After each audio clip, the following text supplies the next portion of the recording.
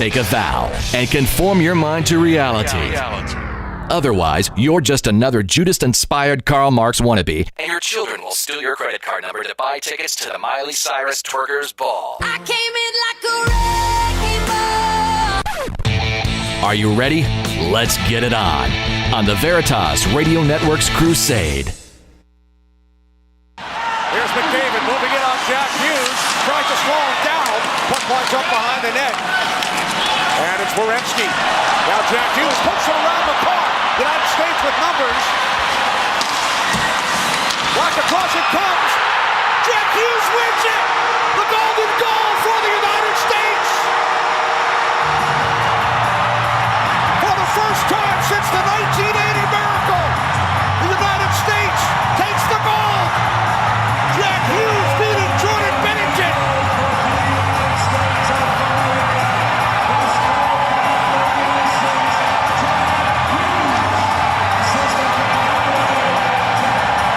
The United States wins the gold medal here in Milan. 1 minute, 41 seconds into overtime. It was his brother Quinn with the overtime winner in the quarterfinal round against Sweden. And now Jack Hughes in a gold medal game to defeat Canada.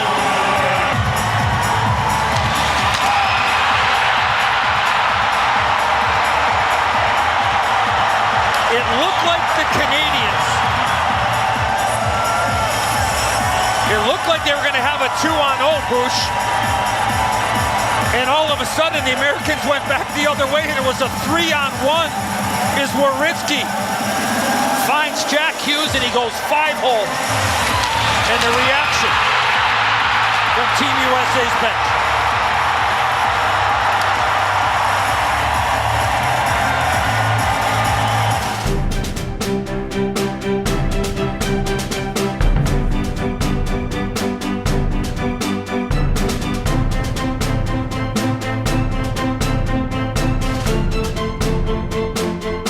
I feel like Trump should get up there and pull a Conan. What is best in life? To crush your enemies, see them driven before you, and to hear the lamentation of their women. Oh, the Democrat hen, harlot, witches are out in force tonight. Greetings to you, it's Mike Church, KingDude here with you. 17 years ago tonight, not this exact night, but pretty close, we began a tradition here on the Mike Church Show that we would cover the State of the Union address and we would hang out with all of our friends and we would make fun of Obama. And I had just started this thing called a Rumble Talk Chat Room. Tonight for the State of the Union was the first time the Rumble Talk chat room was ever used. And we didn't have a donate button, didn't have any bells and whistles. Matter of fact, I don't even remember what it looked like. But we did use it, and we all hung out together for the next, what would that be? So 2009, 8 years. Lamenting, hearing the lamentation of the women. Lamenting that dear leader, Chairman Obama, was still in the White House and he was El Presidente and would make these ridiculous promises. Like the one where he promised that Joe Biden was going to cure cancer. Remember that, Maggie? Yeah. Joe, where's Joe? Well, Joe's right behind me. He's going to cure cancer. Long time coming since those days, but we've never missed a year. We've covered all 16 of the State of the Unions in the ensuing years from 2009 until tonight. That's a record that no one in broadcasting can even come close to or should even attempt to. And we're happy and glad to be with you tonight. Thanks to all of you for hanging out with us. Tell your friends and family. You can chat live with us on the YouBoob stream. It's free to the public. We're also streaming live on X, as usual, on Roku. We're on Roku, right? Yeah. Okay. and on Pride Book. And, of course, if you want to watch on CrusadeChannel.com, you obviously and absolutely can on the same watch page that you watch the show on every morning as well. So it's going to be a great electric night tonight. I'm sure many of you are excited. I'm excited as well. The U.S. men's hockey team made their visit to the White House today, and it was as epic as we thought it would be. Thanks to Kathy Rose for getting us started with a $25 tip in the tip jars. Already got dough in it. USA men's hockey team looked to me like they showed up. I don't know if it was Air Force One, but it sure as hell looked like it. Showed up at Andrews Air Force Base, and then they were taken by car to the White House, and then they got the grand tour. You have to hand it to the White House social media team. These guys and gals are all over it. I mean, by the time the men's hockey team had left the front lawn, they had gotten them to pose for pictures on George Washington's statue. They had the cameras, the 4K cameras, all ready to roll, and had gotten several shots of them walking down the alleyway where Trump had remodeled it, put the pictures of all the presidents up except Biden, where Biden's not there. And then they get their tour, the rest of the White House. And then, of course, they get to go into the White House, and we'll play you some of that. They get to go into the White House and into the Oval Office and meet the president and gather around for a picture. And there was plenty of time for clowning around as one of the players asked Trump if he wanted to wear his gold medal. Trump says, I think I like that, actually. And then he puts it around his neck, and then Trump goes, you're not getting this back. And then the player said, I didn't catch which one of the players it was. The player says, I'll trade you a pen for it. So a great day is brewing here in Mordor on the Potomac, as I think there's just a bit of an excitement. I want everyone to remember that it was on this night. As I said, we have been here for 17 consecutive years covering these things. And of those, 8 Obamas, 4 Bidens, 5 Trumps. So we have been outnumbered 12-5. So we have endured a plethora and a majority of misery in watching these State of the Union addresses. A thought occurs to me tonight, though, ladies and gentlemen, and I'd like to tell you that there may be a coup and some 4D chess going on. Maybe the reason the White House hasn't bitched about or even brought up the fact that the count is now up to 78 Democrats are not going to be in attendance. Well, that's an interesting thing, because tonight, as Article 2, Section 3 of the U.S. Constitution says, and I'll just share it with you for a moment. Article 2, Section 3. He shall, meaning the president, shall from time to time give to Congress information of the State of the Union and recommend to their consideration such measures as he shall judge necessary and expedient. So everyone thinks it ends there. All right, he's got to give a State of the Union. Washington gave all of his in writing. Jefferson all the way up until, I think, 1910. They were all given in writing. And then the first one that was given, I want to say, 1915 or so, they started giving them in person, or maybe it was earlier than that. And then Franklin Delano Obama Roosevelt began delivering them on radio. How do you like that? The first State of the Union addresses that were broadcast on radio in 1937. I do know that. And then in 1955, the first State of the Union was televised, and they have all been televised since. So everyone stops reading at Article 2, Section 3 about the State of the Union. Don't stop reading.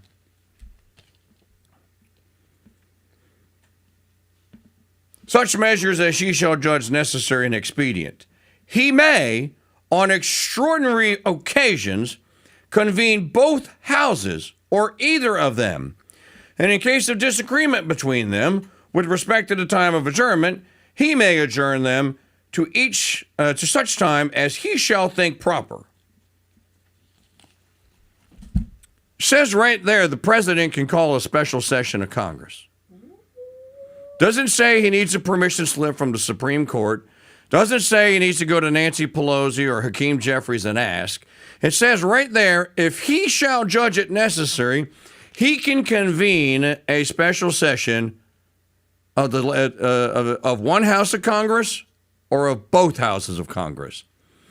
What a coup d'etat against leftism and leftards and liberals in general it would be at the beginning of this, because you said it's going to be long. It's going to be such a long speech tonight. Maybe some of it's not going to be speechifying. Maybe some of it's going to be Mike Johnson going, taking the gavel and go, this session of Congress, pursuant to the executive order signed this afternoon of President Donald J. Trump, is now in session. And I have here the president's order saying he has convened this into a special session. Pursuant to that, I am convening the House. Mr. Majority Whip, do we have a quorum? Mr. Parliamentarian, is there a quorum? Yes, Mr. Speaker, there is a quorum present. Let's proceed to order of business. And then all you got to have is one member of the House, according to their rules, say, I wish to submit H.R. 1 or H.R. 4, whichever it is, the Save America Act. I wish to submit it to the House for reconsideration to move to a final vote. Johnson will say, is there a second? Somebody will second. Johnson bangs the gavel. We will get he will say this. We will do a recorded, we're not going to do a recorded vote. We're going to do a voice vote. And in the opinion of the chair, I will tell you if the yeas or the nays have it. All in the favor say yay. Yay! All in favor? No, you can't do this. In the opinion of the chair, the yeas have it. Then you introduce the motion. Let's go to final passage. And then you say, okay, is there a second? There is a second.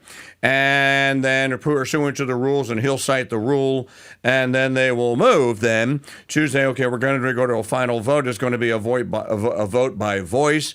I am going to tally the vote. It will be in the opinion of the chair. All those in favor say aye, aye, aye, aye, yeah, yeah, yeah. All those in favor say, no, you can't do this. In the opinion of the chair, the motion has passed. H.R. 4738 has now passed the House. Now, I don't think you can get Thune to go along with it, but maybe if you could, they could just ramrod everything that's been stalled by the Democrats and threat of filibuster, because so many of them are missing tonight, simple majority votes that will be easily passed. Now, is this going to happen? I'm just giving you inside fantasy football baseball. That would be epic. It could. It would be epic, and it would only take a couple of minutes to do it. Now, would this not be just the most poetic of all poetic justices if it were done with Trump sitting there smiling and go, remember what you did to me on January the 6th, 2021. Just remember, Nancy, when you sit there with your red face all skulking. Is it going to happen? As I said, I probably not. But You want to rally the troops for the midterms? You do that. I will drink, and I am literally drinking to that. I want to talk more about what's going on out in the country tonight. You know, Maggie, I know you probably didn't save it, but we saw the most amazing video of a classroom full of 8, 9, 10-year-old boys. On your like list. I think it's Oh, is it on my like list on Twitter? if you click your like, you can send it to me or you can play it. It was the most amazing. Let me see if I can pull it up real quick. For those of you that are hockey fans, you're going to love this. You're absolutely going to love this. So they, where were they at? Okay, it's in my bookmarks, right? No, it's under your likes. I'll never find it. Never in the history of Earth will I find. How do I find a like? You're going to have to come do it. So it would be under replies? No, go up here. Oh, likes. That's a new tab. They must have just added that. No, dear. Keep going. Oh, by the way, the White House has its own bingo card for tonight. Okay. I don't think you did. I know I did.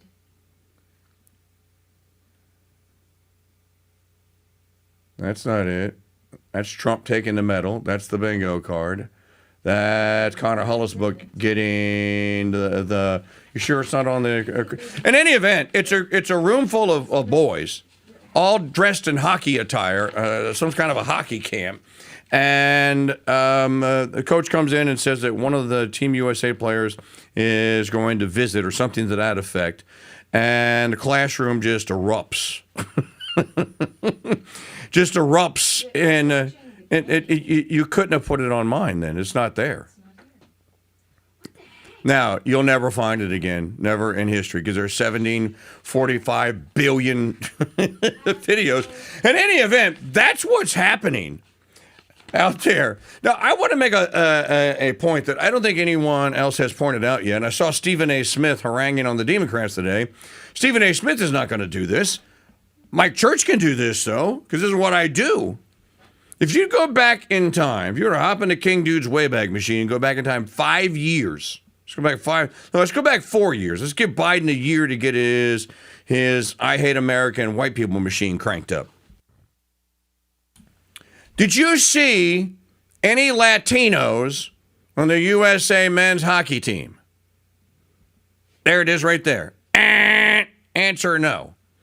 Did you see any blacks on the USA men's hockey team? Answer. Did you see any women, any trannies on the USA men's hockey team? Did you see any Hajis? Did you see any inconvenience store workers on the USA men's hockey team? What did you see? 18 and alternate white guys. These are the same hated young white males who we have been told for part near the past decade, and certainly in earnest for the past 5 years until Trump came along, that they were the cause and the scourge of all the earth. All of the world's, all of women's, all of government, all of education, every problem on earth, and certainly America, could be traced back and then tied to white boys. White boys didn't need opportunity. They had already gotten it. They were privileged. They needed to have their opportunities stripped from them. They needed to have everything that they had given to people that hadn't earned it simply by virtue of their skin color. And then lo and behold, here you go, and then you have this thing called the Winter Olympics. As I was pointing out the other day, how come there were no Mohammeds on the Norwegian cross-country ski team? Why were there no Mohammeds on the Swedish 4x7.5 kilometer relay ski team? Why were there no Mohammeds on the figure skating teams? Why were there no Mohammeds on the ice with any of the hockey teams? Why were there no the African nations didn't have any of these athletes? Of course, they don't have snow. The point being here, what is the USA men's hockey team made up of? All American white boys. And they are literally now all Americans. As in the sense of, here comes Connor Hullisbook, all-American skater out of wherever Connor is actually from. There's no DEI in hockey. That's right, FizzGig points this out in the chat room. There's no DEI in hockey. You don't get a do-over. There's no participation trophy. You go out and then you have to achieve and you have to kick mortal behind. That's how you get ahead. That's how you win. And that's how you beat the other team. And the fact that the United States sent an entire crew of white boys to go to Milan to fetch that medal, I haven't heard one person, and I thought this was the first thing the leftards were going to resort to, was this is just a bunch of privileged anti-DEI white boys just flexing their white privilege all over it. Hey, the Canadians had white privilege too.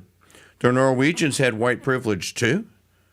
The Swedes had white privilege too. So did the Finns. These are all the people in the medal round. You got United States, Canada, Finland, and Sweden, right, in the medal round.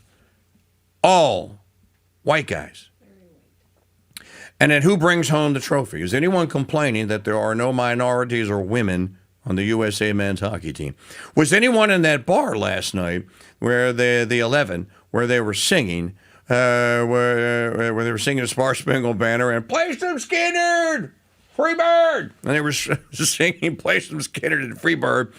Were any of them complaining or in protest, in blackface or whatever, that there weren't any minorities or women on the USA men's hockey team?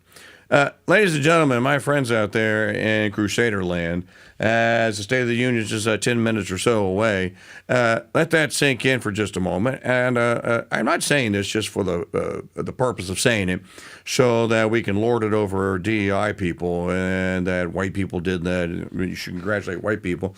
My point is that they all had to make their way onto that team. They all had to play their way onto that team. And they all had to play their way through that entire tournament where they basically went undefeated. That is an incredible feat, and it was done by American boys. So why you're not feeling good about the USA men's hockey team, I do not know. And tonight at the State of the Union, the president is going to ask them to stand up. We were told by Caroline Leavitt that there are going to be all manner, that there will be tears. There will be cheers. There will be smiles. As I predicted, maybe there's some 4D chess going on here, and there's a special session of Congress that's in the offing. All of this is going to transpire tonight during Trump's however long the State of the Union is. We know that the Angel families were there yesterday. I suspect that they're probably still there and will be in attendance tonight. Maybe we'll get maybe a surprise or two. I see that the people are starting to come into the, let me just eavesdrop and see if they're actually audio or if they're talking. Trying to talk to. No, okay. They're just, Trump and Melania left the White House like 10 minutes ago. They got into the beast. Not the kids. Yeah, okay. This is them watching the game. Okay. I was mistaken. I knew it had something to do with USA Men's. This is a group of young. Does it say where? It doesn't say. We don't know where it is, but this is a group. I want you all to watch and listen to this. Like they stopped playing. Okay, they stopped play. They were at a hockey rink somewhere, and they were practicing. And these are young boys, and they stopped practicing so they could watch the overtime period of the USA versus the Canadians on Sunday. And this is what happened.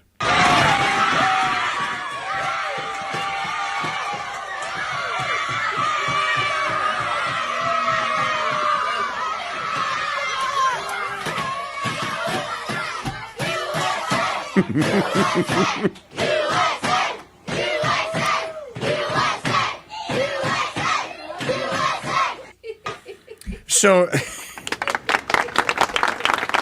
can you imagine the panic that's going on in Canada tonight when they start seeing videos like that and realize that their 6-decade-long hold upon the great sport that is ice hockey is about to slip away, with more and more Americans becoming NHL players every year.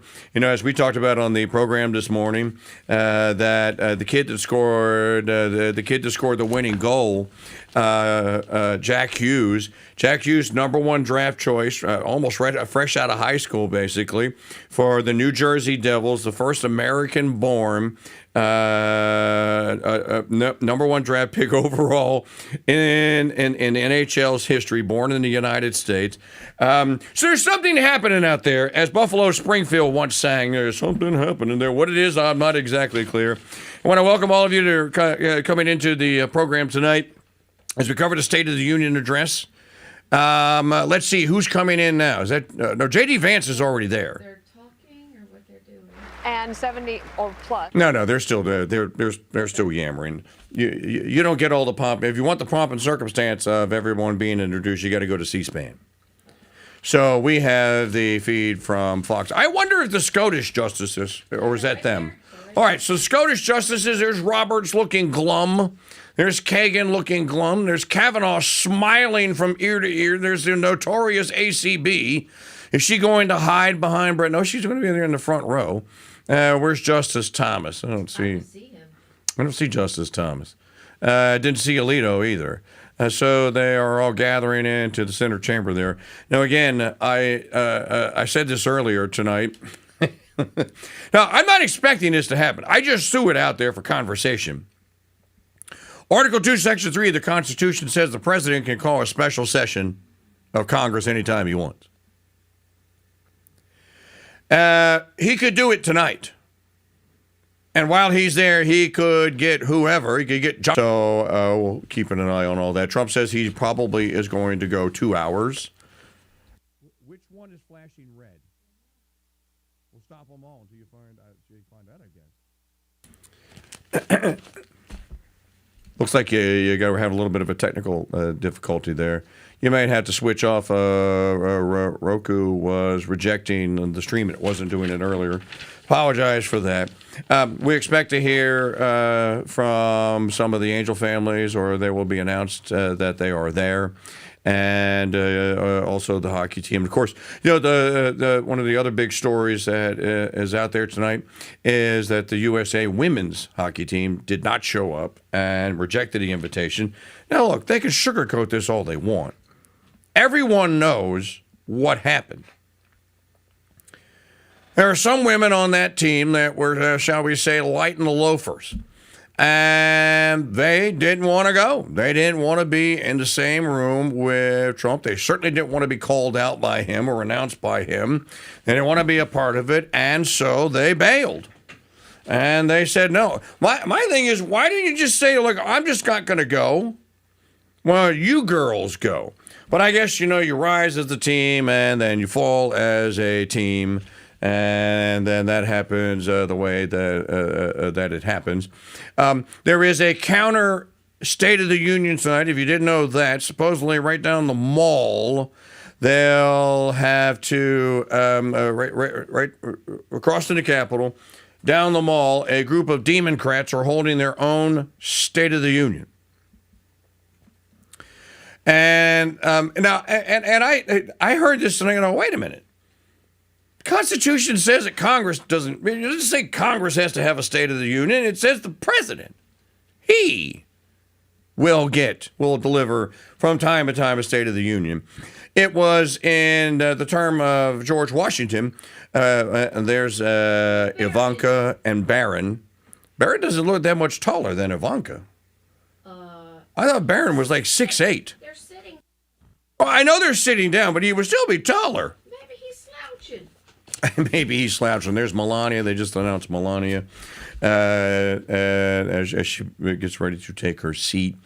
I haven't seen. How tall he is? Yeah, that's Barron. Okay.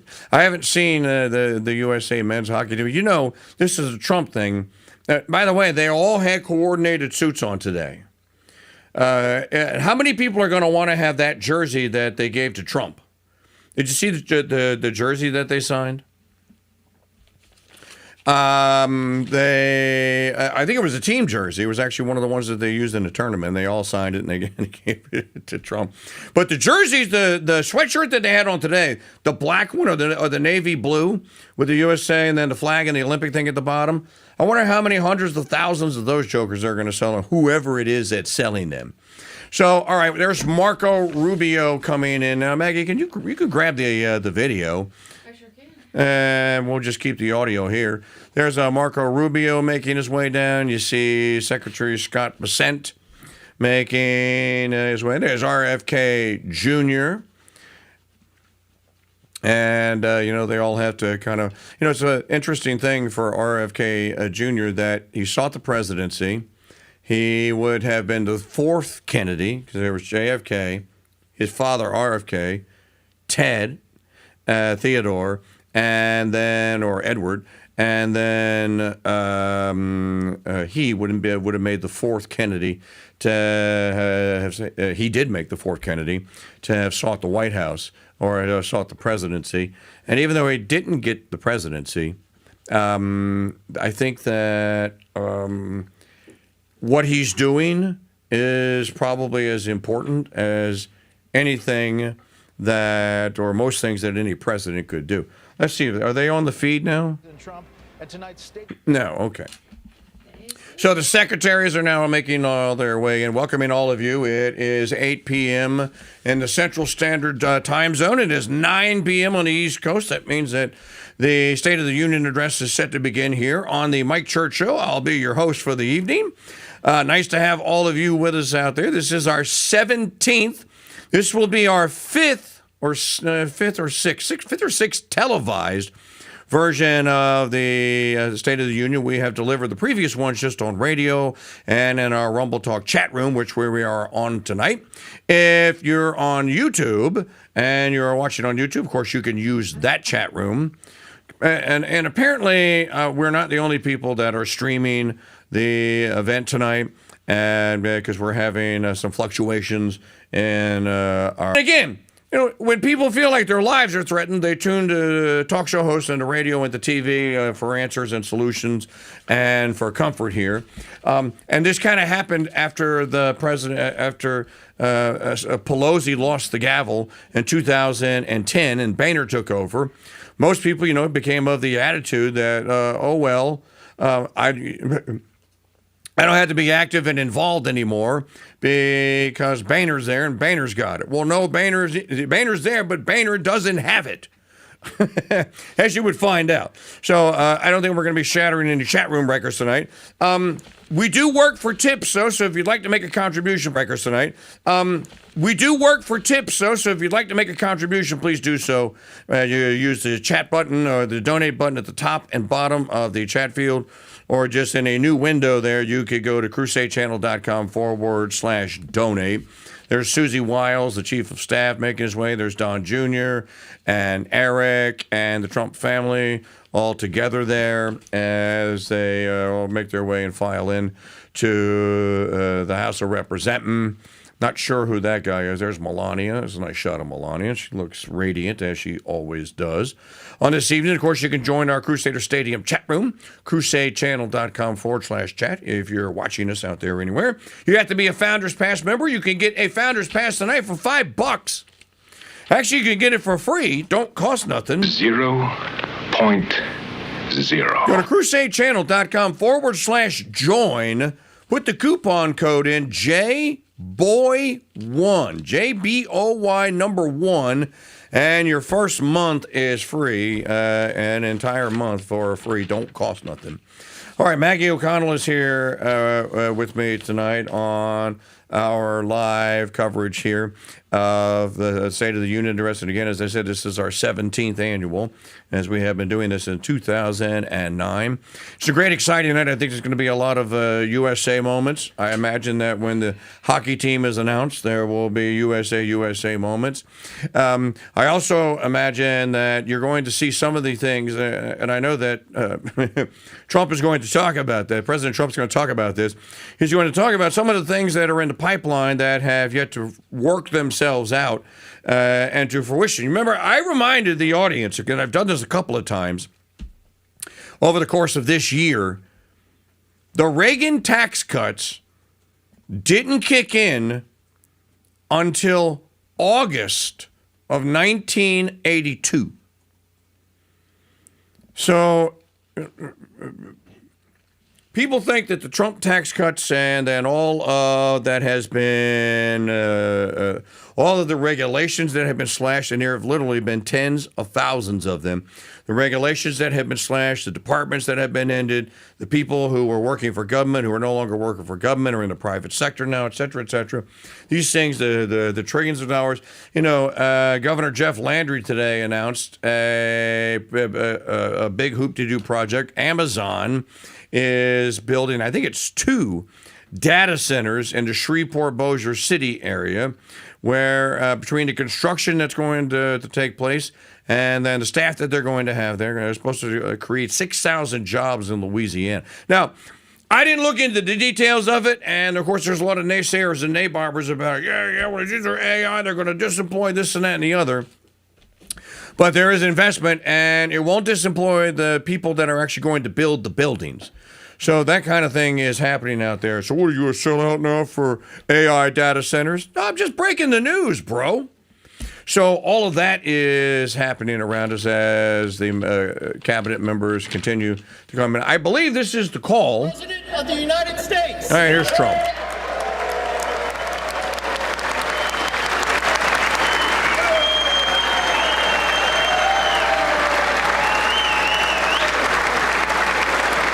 Good timing.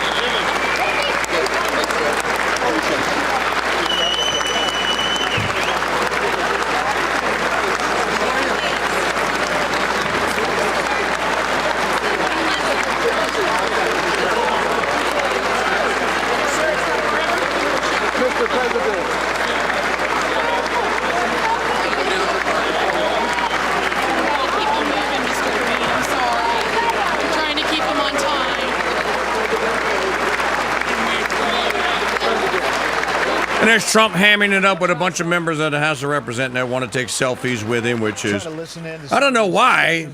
You can go to the White House anytime you want, couldn't you? And get a selfie. There is my Congressman Steve Scalise is right there behind him, or he was with him. John, no, he's still right behind him. It's hard to believe from time to time when I think about this that Steve Scalise and I were young Republicans together in 1990 in Jefferson Parish, Louisiana. And now he is the House Majority Leader. Oh, Trump's at the SCOTUS. Didn't even look at Roberts. Didn't look at Kagan. Not looking at the notorious ACB.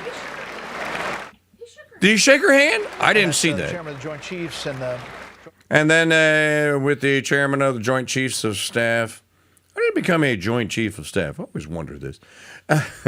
And now he is making his way over there. His hair's out of place. His hair's out of place, Maggie is saying, so we need... Okay, now he's making his way up to the podium. And we should have grabbed the C-SPAN feed because these knuckleheads from Fox are going to be jabberboning on all night long. Move one to you and see if I can. form a year ago. But they can't get the clean audio because...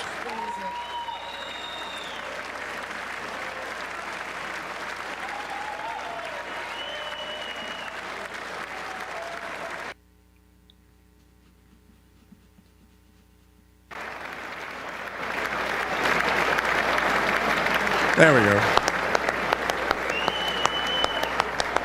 I've idiot-proofed it. The knuckleheads at Fox are gone.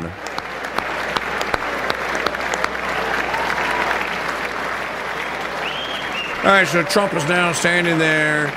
J.D. Vance should hand him a comb. You think J.D. Vance should hand him a comb? Trump also shook Fetterman's hand. Fix your hair, Don. Yeah, Melania is going crazy up there, and they're going, "No, Donald, you must fix the hair. What are you doing?" 17th annual coverage of the State of the Union here for the Mike Church Show. Thanks to all of you who are with us tonight. Thanks to you that made Randy money with the donation. Thank you. We work for tips around here. By the way, in case y'all didn't notice, I wore my Trump outfit, my navy blue vest white Oxford, and signature red MAGA tie. Privilege and distinct honor of presenting to you the President of the United States.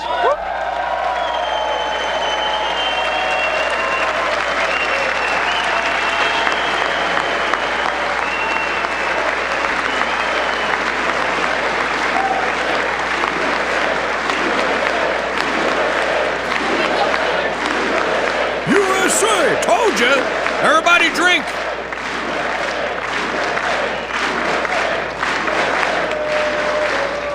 Well, thank you very much, everybody. It's really an honor.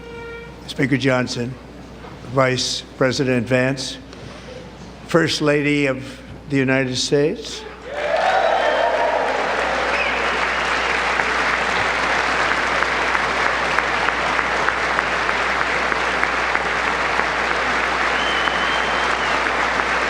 And for those of you listening who can't see this, Melania is getting a standing ovation. Of course, the star of the film, Melania now. Second Lady of the United States.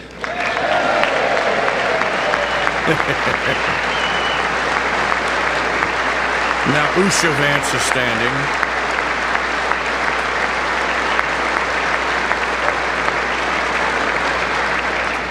Members of Congress and my fellow Americans, our nation is back, bigger, better, richer, and stronger than ever before.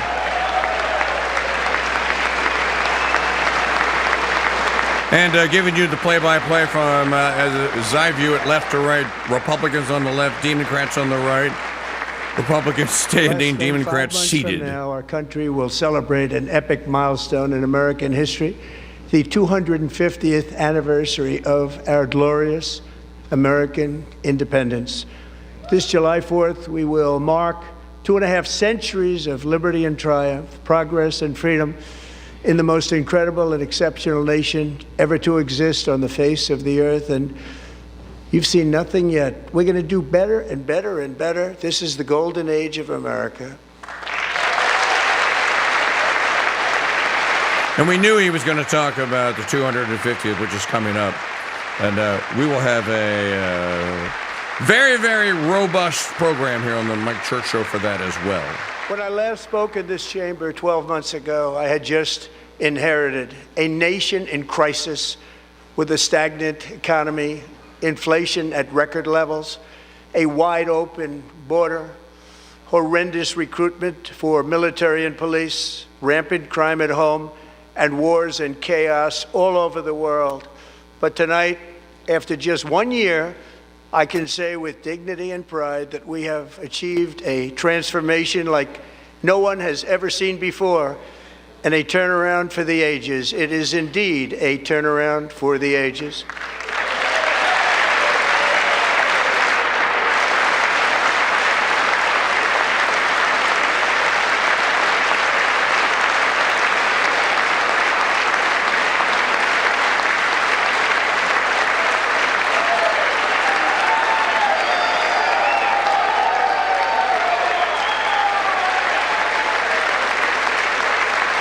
And we will never go back to where we were just a very short time ago. We're not going back.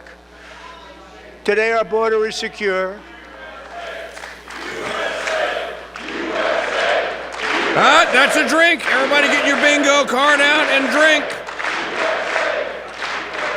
Thank you. Today our border is secure.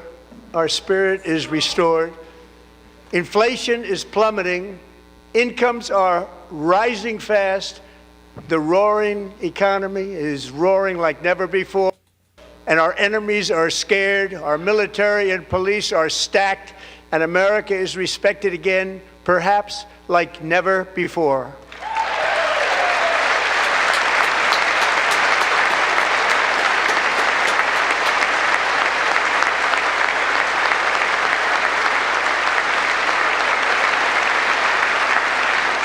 After 4 years in which millions and millions of illegal aliens poured across our borders, totally unvetted and unchecked, we now have the strongest and most secure border in American history by far.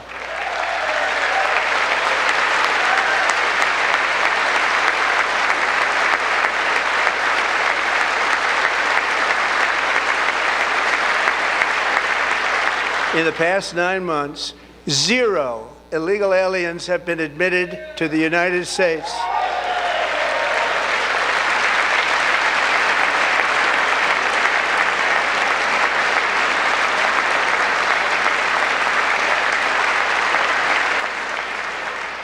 But we will always allow people to come in legally, people that will love our country and will work hard to maintain our country.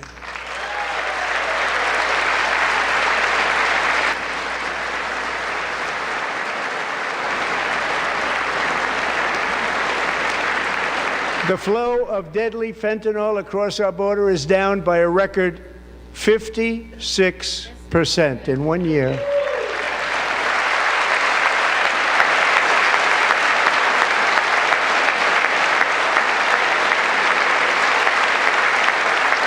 And last year, the murder rate saw its single largest decline in recorded history. This is the biggest decline, think of it, in recorded history, the lowest number in over 125 years, year 1900. In fact, substantially before my wonderful father, I had a wonderful father, Fred, before he was born, substantially before he was born. That's a long time ago. He wouldn't like me to say that, but that's a long time ago.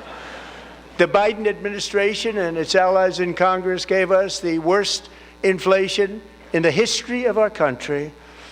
But in 12 months, my administration has driven core inflation down to the lowest level in more than 5 years. And in the last 3 months of 2025, it was down to 1.7%.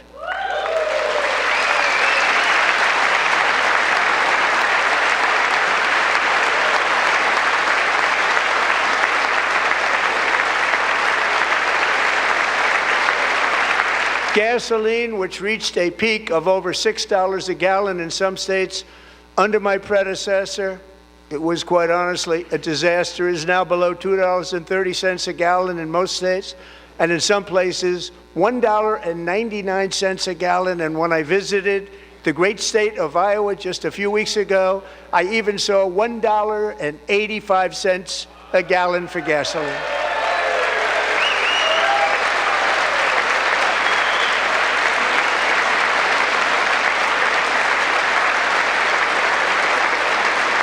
Mortgage rates are the lowest in 4 years and falling fast, and the annual cost of a typical new mortgage is down almost $5,000 just since I took office. 1 year. And low interest rates will solve the Biden-created housing problem while at the same time protecting the values of those people who already own a house that really feel rich for the first time in their lives. We want to protect those values. We want to keep those values up. We're going to do both. And we are going to keep it that way. The stock market has set 53 all-time record highs since the election. Think of that, 1 year. Boosting pensions, 401ks, and retirement accounts for the millions and millions of Americans. They're all gaining. Everybody's up, way up. In 4 long years, the last administration got less than $1 trillion in new investment in the United States. And when I say less, substantially less. In 12 months, I secured commitments for more than $18 trillion pouring in from all over the globe.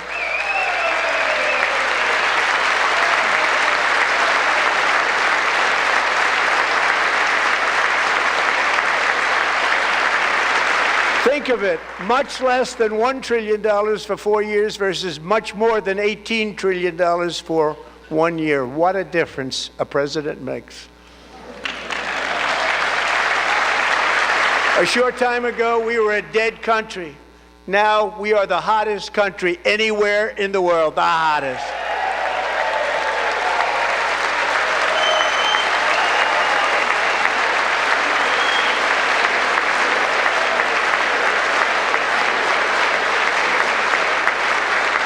As thousands of new businesses are forming and factories, plants, and laboratories are being built, we have added 70,000 new construction jobs in just a very short period of time. It's getting bigger and bigger and stronger.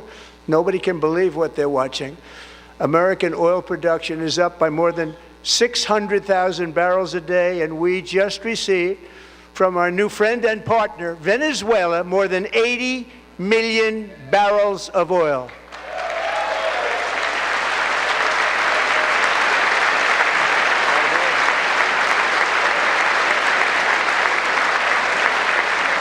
American natural gas production is at an all-time high because I kept my promise to drill, baby, drill.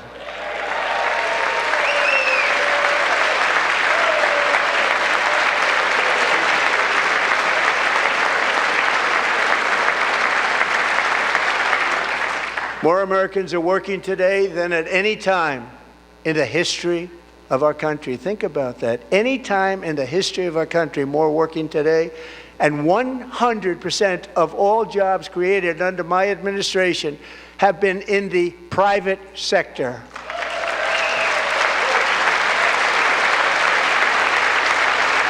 That's worthy of noting in and of itself. We ended DEI in America.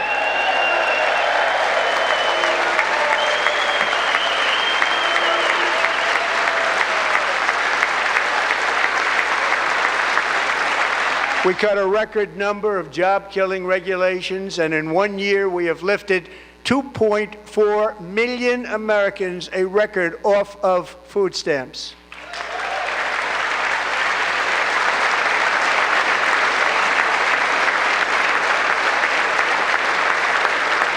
And for all of these reasons, I say tonight, members of Congress, the state of our union is strong.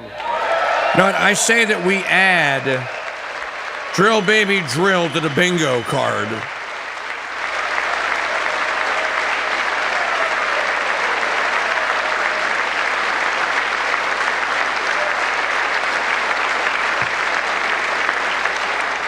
Our country is winning again. In fact, we're winning so much that we really don't know what to do about it. People are asking me, please, please, please, Mr. President, we're winning too much. We can't take it anymore. We're not used to winning in our country. Until you came along, we're just always losing, but now we're winning too much.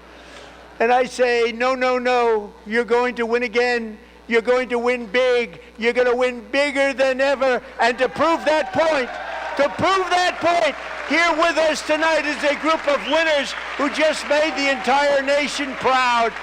The men's gold medal Olympic hockey team. Come on in.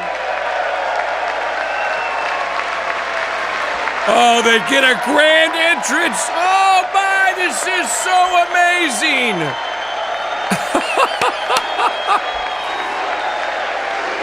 If you're listening to this, they were waiting by the doors with their gold medals and their USA sweatshirts, and he just welcomed them in, and they're going to take their seats.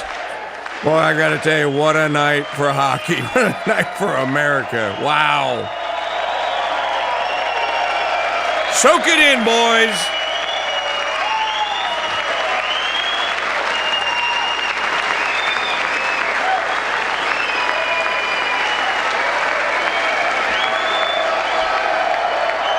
Look at them. All Americans.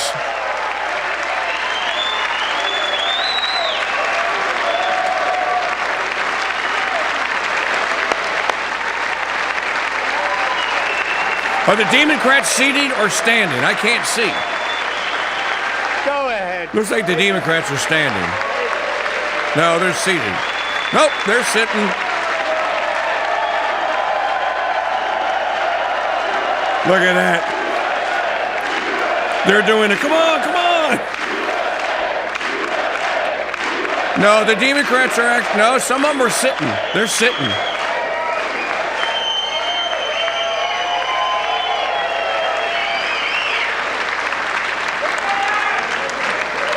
That's the first time I've ever seen them get up. And actually, not all of them did get up. He's talking about the Democrats. They beat a fantastic Canadian team in overtime, as everybody saw, as did the American women who will soon be coming to the White House. Yay!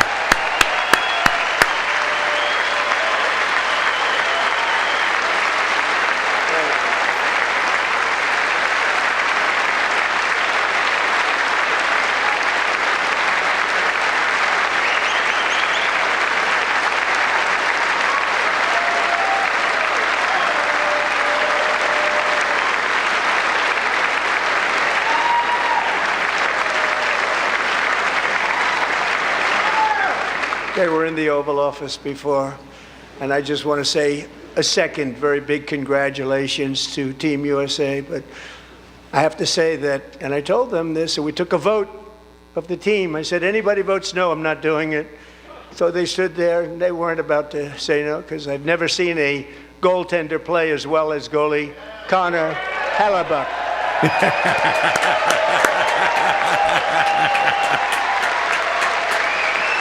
And there he is, with his Secretary of Defense crest that he has now.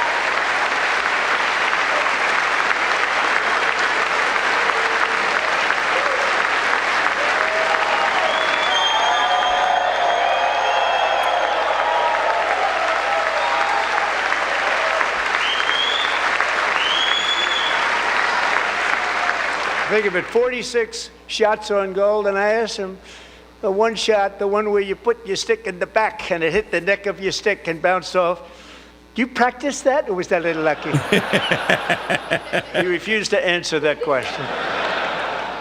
But I just want to tell you that the members of this great hockey squad will be very happy to hear, based on their vote and my vote, and in this case my vote was more important, that I will soon be presenting Connor with our highest civilian honor, which we will be given, and which has been given to many athletes over the years. But when I say many, not too many, like 12, it's called the highest civilian honor in our country, the Presidential Medal of Freedom. Did your kind and humble host yesterday not say that Trump was going to give Connor Hellebuck the Medal of Freedom? Told you. Wow. What an honor. The only problem is the last one, the athlete that Trump gave it to, was Manuel Rivera, and that didn't turn out so well. And I thought he deserved it. And I did take a vote, every single one of them. I said, I'm not giving it if anybody goes no. And every single one of them rapidly put up their hand. So I want to thank you. What a special job you did. What special champions you are. Thank you very much.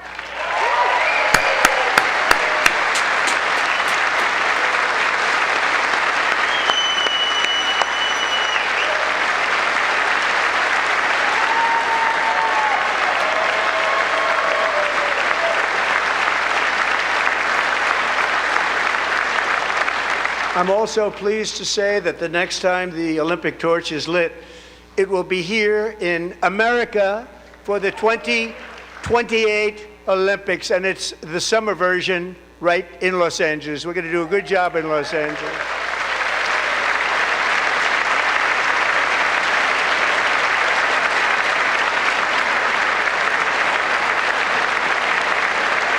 All right, a Democrat from Los Angeles just stood up and clapped. He's going like, dude, I have to. It's going to be safe, just like Washington, D.C. is now one of the safest cities in the country.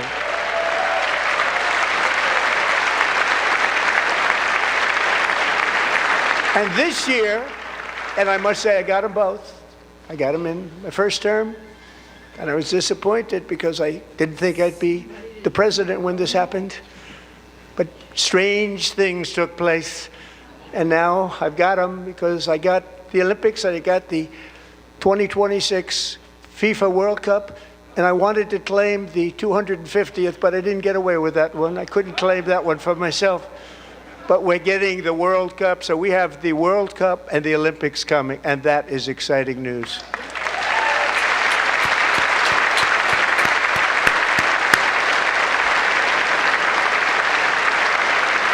So this will be a year to celebrate our country and the heroes who have kept it free. Men like Buddy Taggart. At age 17, Buddy volunteered to defend America in World War II, serving in the Pacific under the great General Douglas MacArthur. He fought bravely in the famous Battle of Manila, worked so hard. He was badly wounded and almost killed by enemy machine guns in Luzon. And 81 years ago this month, he liberated the largest internment camp in the Philippines, one of the largest anywhere in the world. Buddy earned many honors, including a Purple Heart and a Bronze Star, came home, started a family, and tonight he is in the gallery looking forward to July 4th, 2026, his 100th birthday.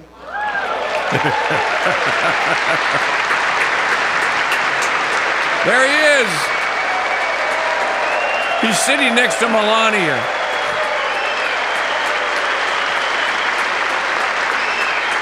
No, he's standing behind. No, he's standing now. He's actually sitting next to Usha with his World War II baseball cap on. By the way, we are in New Orleans, Louisiana, is the World War II Museum. If you ever get a chance to come and you're into Crescent City, look me up. I'll be happy to take you to the World War II Museum. Even in times of challenge, setback, and immense heartache, the spirit of 1776 has always shone through very brightly. It was July 4th of last year when floodwaters tore through a girls' summer camp in Central Texas. One of the worst things I've ever seen. I was there, rising 26 feet in the matter of minutes, tragically claiming many, many lives. You all remember that one? As the waters threatened to sweep her away, 11-year-old Millie Kate McClelland closed her eyes and prayed to God. She thought she was going to die. Those prayers were answered when Coast Guard rescue swimmer Scott Ruskin descended from a helicopter above. Nobody knew where he came from. It was Scott's first ever rescue mission, a young guy, but very brave, very, very top, always top in his class, and he lifted not just Millie Kate, but 164 others to safety.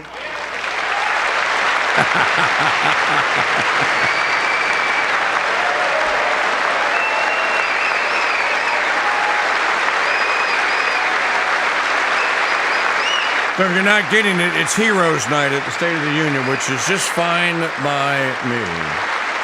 And there he is, the Coast Guard officer that Trump was talking about. He's in the gallery there with his daughter, it looks like. What a great night here on the Mike Church Show. Welcoming all of you listening and watching wherever you are. Welcome. Scott from a distance, and they couldn't believe what they were seeing. The winds were blowing, the rain was pouring, everything was going, and that rapid water, nobody's ever seen anything like it. They said, wow, that's something. Tonight, Scott and Millie Kate are here together, reunited. Oh, that was Millie Kate that he was with. Okay. Thank you, Scott, Millie Kate.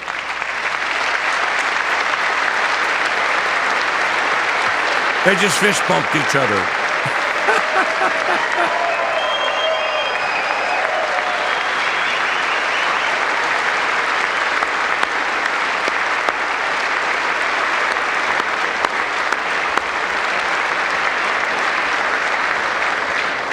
And Petty Officer Ruskin, I'm pleased to inform you that I am now awarding you the Legion of Merit for extraordinary heroism, which is what it was, extraordinary heroism. Thank you.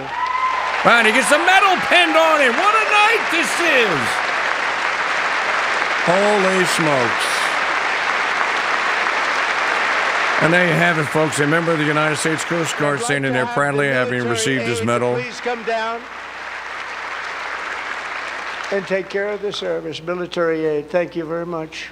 Take care of that very important service. Thank you very much. And little Millie is sitting right next to him. From 1776 to today, every generation of Americans has stepped forward to defend life, liberty, and the pursuit of happiness. And they're really doing it for the next generation. But now it's our turn. Together we're building a nation where every child has the chance to reach higher and go further, where government answers to the people, not the powerful, and where the interests of hardworking American citizens are always our first and ultimate concern. That is the debt we owe to the heroes who came before us, and that is the promise we must keep to America for our 250th year. Last year, I urged this Congress to begin the mission by passing the largest tax cuts in American history, and our Republican majorities delivered so beautifully. Thank you, Republicans.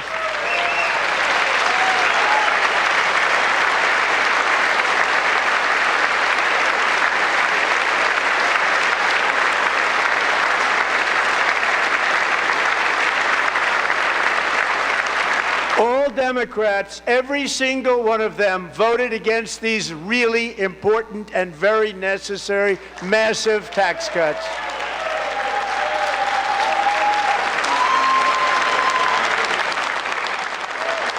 They wanted And the Democrat white hens just stood up and jeered. Increases to hurt the people instead.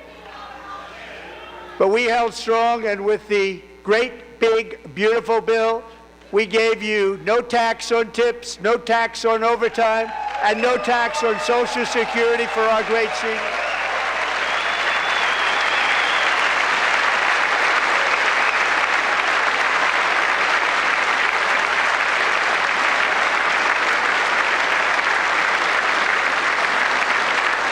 And we also made interest on auto loans tax deductible the first time, but only if the car is made in America.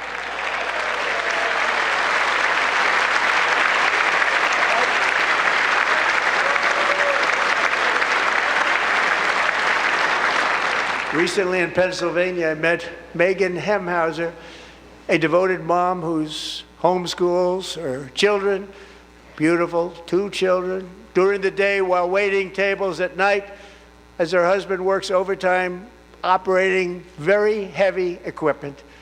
Megan is here this evening, and she's happy to tell you that she is so much richer because with no tax on tips, no tax on overtime, and her expanded child tax credit done again by Republicans, Megan and her husband will take home more than $5,000 extra just for the year, cutting her tax bill in more than half. By the way, even John Fetterman showed up in a suit tonight. We're fighting for you, Megan. Well, there she is. There's the lady Megan at the back of the room. Thank you, Megan. We're fighting for you, Megan. Under our bill, parents like Megan can also activate their children's brand new Trump accounts. And I didn't name it. I did not name that.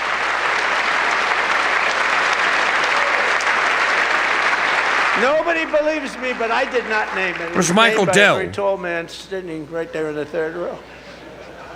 Nice man, a good man. Tax-free investment accounts for every American child. This is something that's so special and has taken off and gone through the roof. Millions will be pre-funded courtesy of the U.S. Treasury and private individuals like Michael and Susan Dell, who have donated $6,250 million to fund the Trump accounts for 25 million American children. They're great people.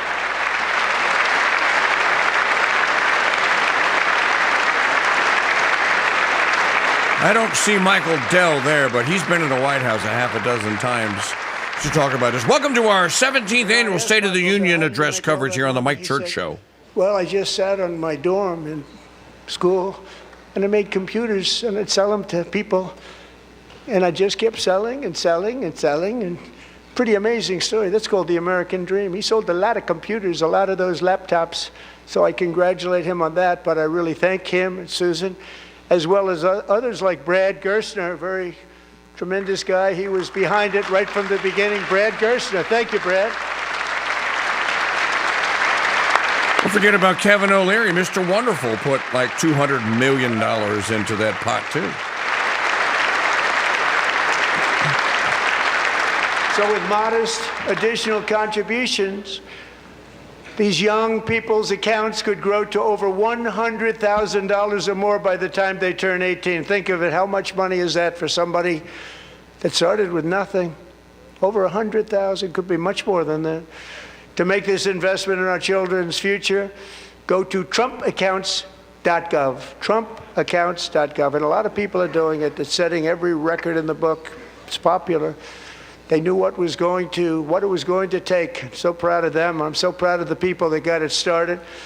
And now it's just taken off. One of the primary reasons for our country's stunning economic turnaround, the biggest in history, where the Dow Jones broke 50,000 4 years ahead of schedule, and the S&P hit 7,000, where it wasn't supposed to do it for many years, were tariffs. I used these tariffs, took in hundreds of billions of dollars to make great deals for our country, both economically and on a national security basis. Everything was working well. Countries that were ripping us off for decades are now paying us hundreds of billions of dollars. They were ripping us so badly, you all know that. Everybody knows it. Even the Democrats know it. They just don't want to say it. And yet these countries are now happy, and so are we. We made deals. The deals are all done. And they're happy.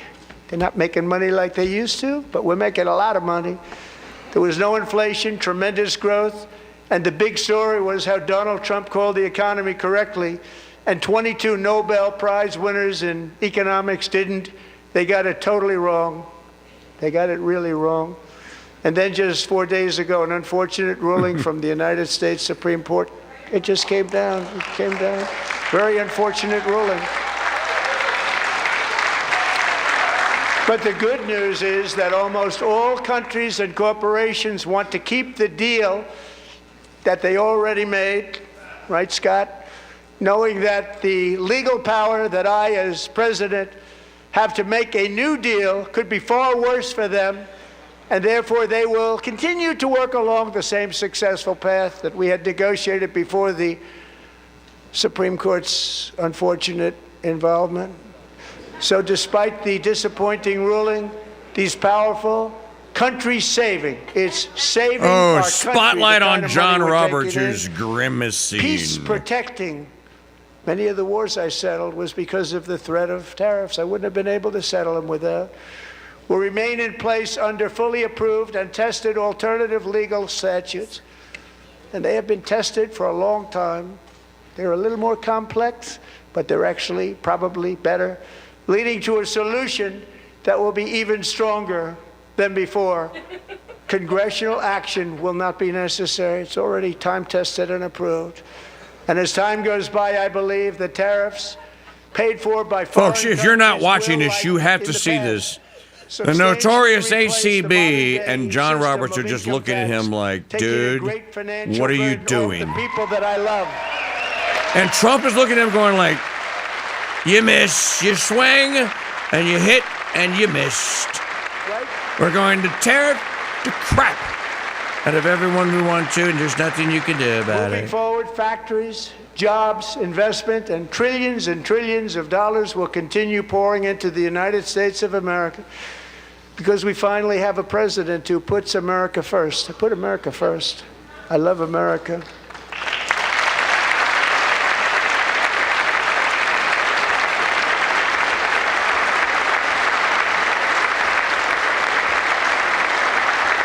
For decades before I came along, we had the exact opposite. From trade to healthcare, from energy to immigration, everything was stolen and rigged in order to drain the wealth out of the productive, hardworking people who make our country great, who make our country run. Under Biden and his corrupt partners in Congress and beyond, it reached a breaking point with the Green New Scam, open borders for everyone. They poured in by the millions and millions from prisons, from mental institutions. They were murderers, 11,888 murders. They came into our country. You allowed that to happen. And record-setting inflation that cost the typical family $34,000 in just a speck of time. Now the same people in this chamber who voted for those disasters suddenly use the word affordability, a word. They just used it. Somebody gave it to them, knowing full well that they caused and created the increased prices that all of our citizens had to endure. You caused that problem. You caused that problem.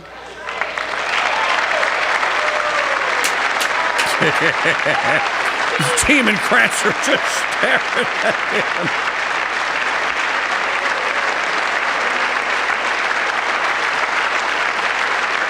They knew their statements were a lie. They knew it. They knew their statements were a dirty, rotten lie. Their policies created the high prices Our policies are rapidly ending them. We are doing really well. Those prices are plummeting downward. And what you can't see, as if you're listening to this on radio, you can't see they're showing the Democrats in the chamber, and I'll give it to them. At least they're sitting there and not yelling. Madam Secretary, thank you. The cost of chicken, butter, fruit, hotels, automobiles, rent is lower today than when I took office by a lot. And even beef, which was very high, is starting to come down significantly. Just hold on a little while. We're getting it down. And soon you will see numbers that few people would think were possible to achieve just a short time ago. Nobody can believe when they see the kind of numbers, and especially energy, when they see energy going down to numbers like that, they cannot believe it. It's like another big tax cut.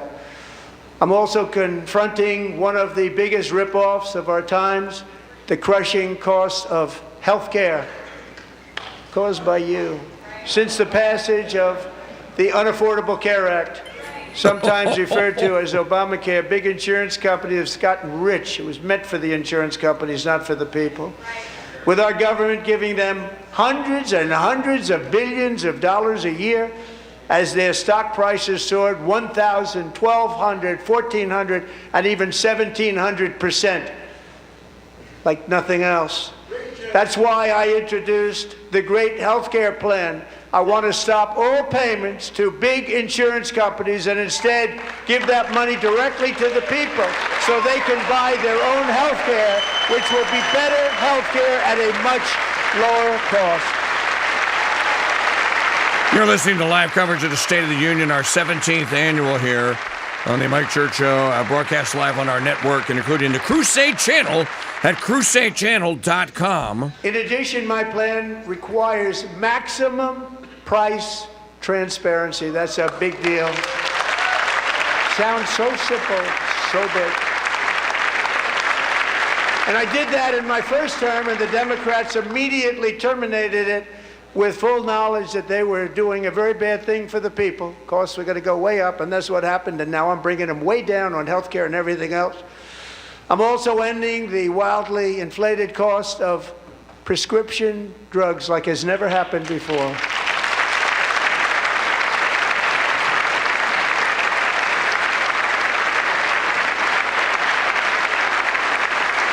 Other presidents tried to do it, but they never could. They tried. Most didn't try, actually. But they tried. They said they tried. They couldn't do it. They didn't even come close.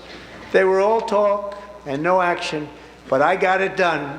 Under my just enacted most favored nation agreements, Americans who have for decades paid by far the highest prices of any nation anywhere in the world for prescription drugs will now pay the lowest price anywhere in the world for drugs.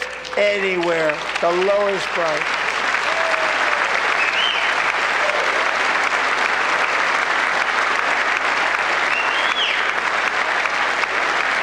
So in my first year of the second term, should be my third term, but strange things happen.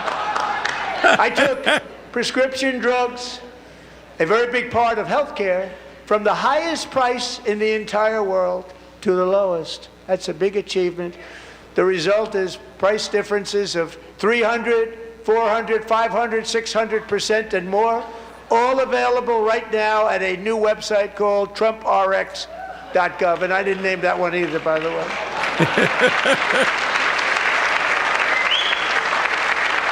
By the way, when you have the power to tariff, you can threaten companies like American Haste and say, drop your prices or I tariff the crap out of you. For 5 years, she and her husband have struggled with infertility, and they turned to IVF. One drug has been costing Catherine $4,000 to purchase. But a few weeks ago, she logged onto the TrumpRx website and got that same drug that cost $4,000, got it for under $500, a reduction of much more, actually, than $3,500. Catherine, we are all praying for you, and you're going to be a great mom.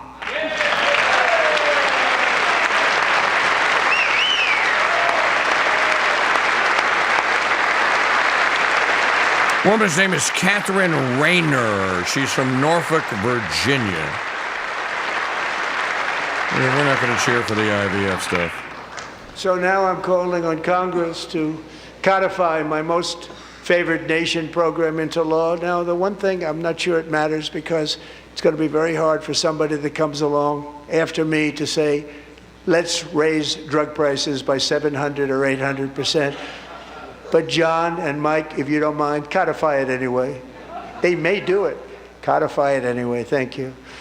Many Americans are also concerned that energy demand from AI data centers could unfairly drive up their electric utility bills. Tonight, I'm pleased to announce that I have negotiated the new Ratepayer Protection Pledge. You know what that is? We're telling the major tech companies that they have the obligation to provide for their own power needs. They can build their own power plants as part of their factory so that no one's prices will go up. And in many cases, prices of electricity will go down for the community and very substantially down. This is a unique strategy never used in this country before. We have an old grid. It could never handle the kind of numbers, the amount of electricity that's needed. So I'm telling them they can build their own plant. They're going to produce their own electricity. It will ensure the company's ability to get electricity while at the same time lowering prices of electricity for you, and could be very substantial for all of you cities and towns. You're going to see some good things happen over the next number of years. Another pillar of the American dream that has been under attack is home ownership. With us tonight is Rachel Wiggins, a mom of two from Houston. She placed bids on 20 homes and lost all of those bids to gigantic investment firms that bypassed inspection, paid all cash, and turned those houses into rentals, stealing away her American dream. She was devastated. Stories like this are why last month I signed executive order to ban large Wall Street investment firms from buying up in the thousands single-family homes. Now, for those of you that are enemies of BlackRock and the other companies that have been doing this, I mean, that's a great start. You do that, but they got to be divested. Make that ban permanent, because homes for people, really, that's what we want. We want homes for people, not for corporations. Corporations are doing just fine. Rachel, thank you very much. Good luck with your home. You'll get one soon. She's actually in the crowd. We're also working to make it easier for Americans to save for retirement. And under this administration, we will always protect Social Security and Medicare. They are not protecting it for our seniors. We will always protect Social Security, Medicare, Medicaid.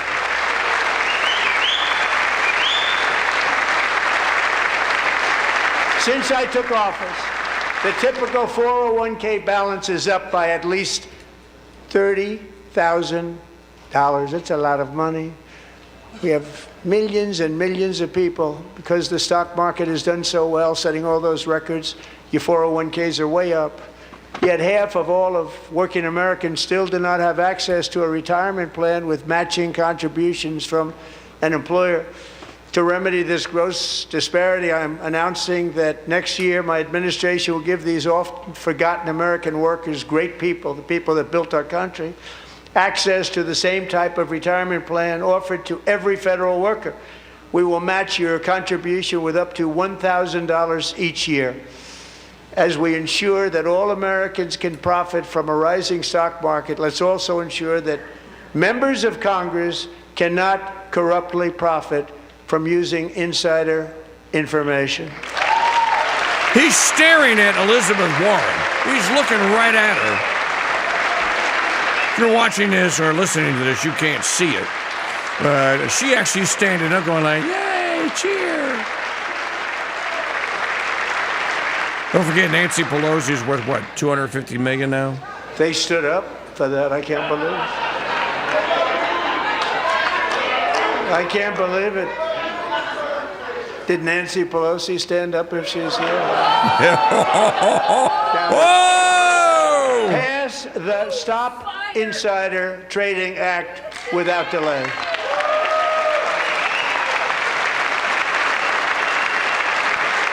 Hey, the Democrats can't clap for this because they're all inside. And there are Republicans that are inside, too.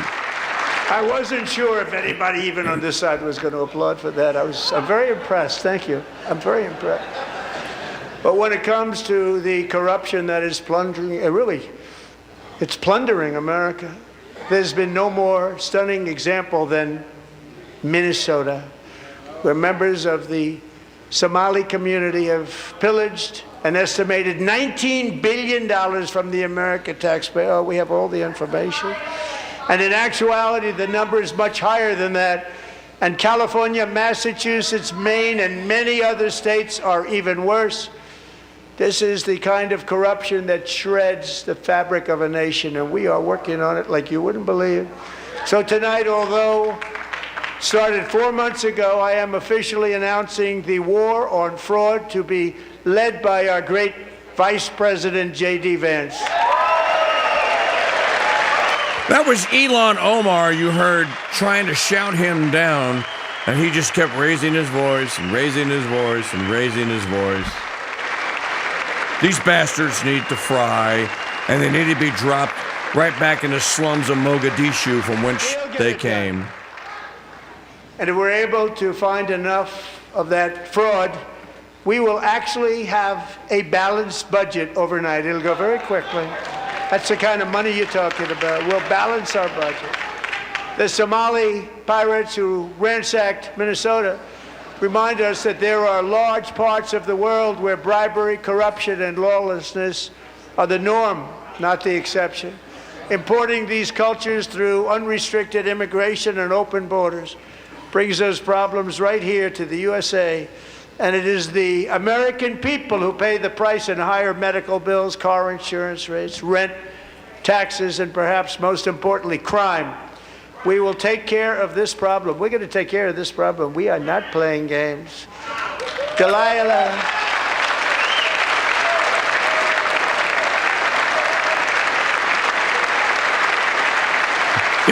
He said Somali pirates.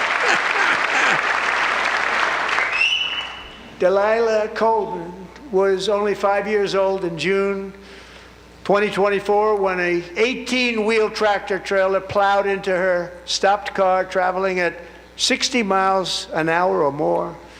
The driver was an illegal alien let in by Joe Biden and given a commercial driver's license by open borders politicians in California. Doctors said Delilah would never be able to walk or talk, have a good life. She wouldn't even be able to eat again. But against all odds, she is now in the first grade learning to walk. And she's here this evening with her dad, Marcus, a fantastic man. Delilah, please, you are a great inspiration. Please stand up.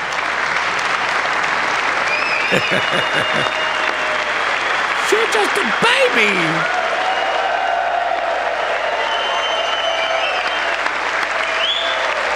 Delilah Coleman.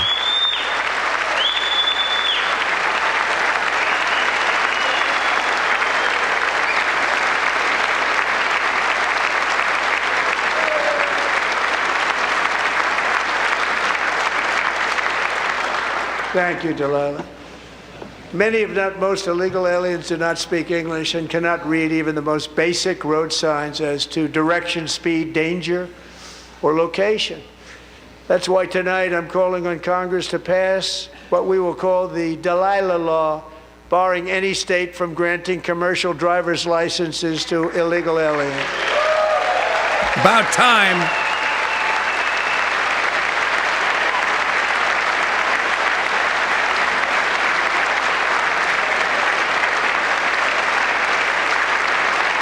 And yesterday, as you probably saw at the White House, I hosted a ceremony with Americans who lost their treasured loved ones to the scourge of illegal immigration. People came into our country, how we allowed this to happen with our open borders.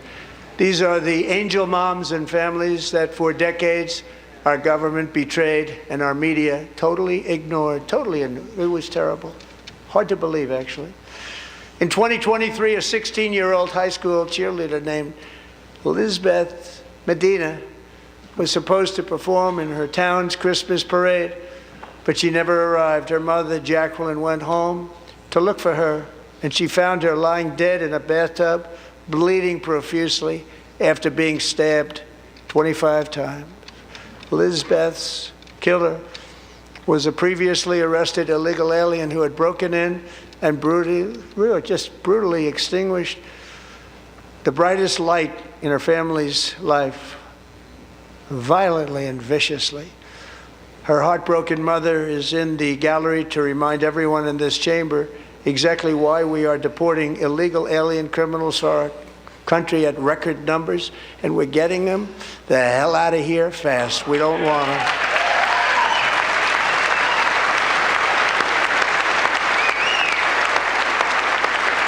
We're getting them the hell out of here fast. Love it.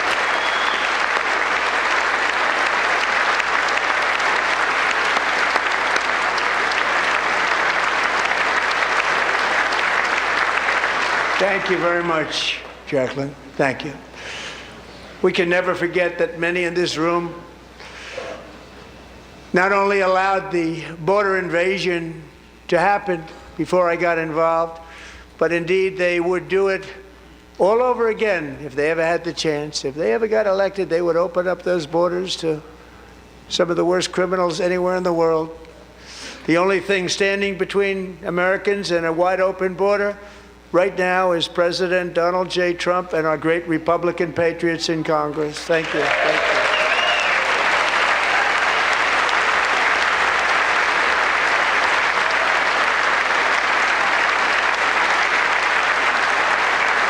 As we speak, Democrats in this chamber have cut off all funding for the Department of Homeland Security. It's all cut off.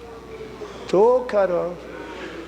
They have instituted another Democrat shutdown, the first one costing us 2 points on GDP.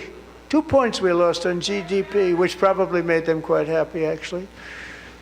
Now they have closed the agency responsible for protecting Americans from terrorists and murderers.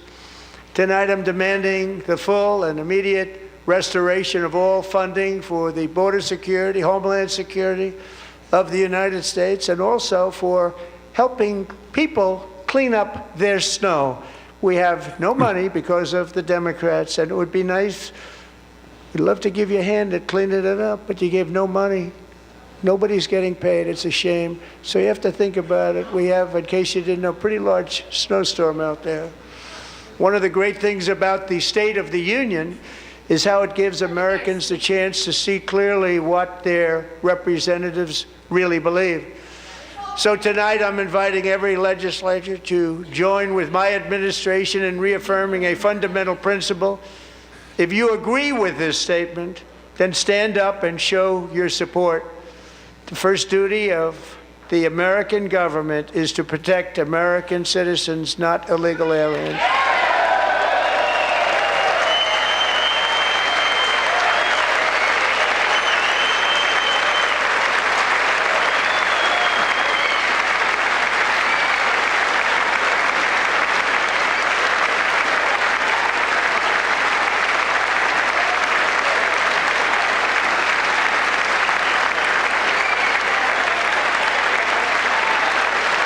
They're all sitting down.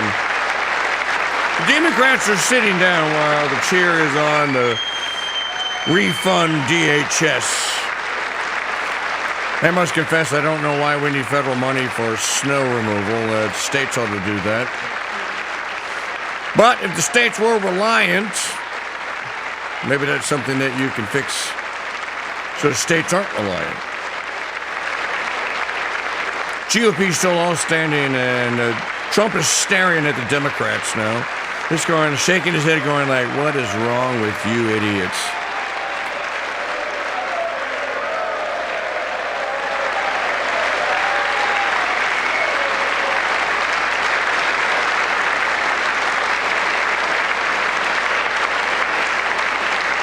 There's traitor Mark Kelly, traitor Alyssa Slotkin. Go ahead, Kelly, you traitor. Stare at the floor.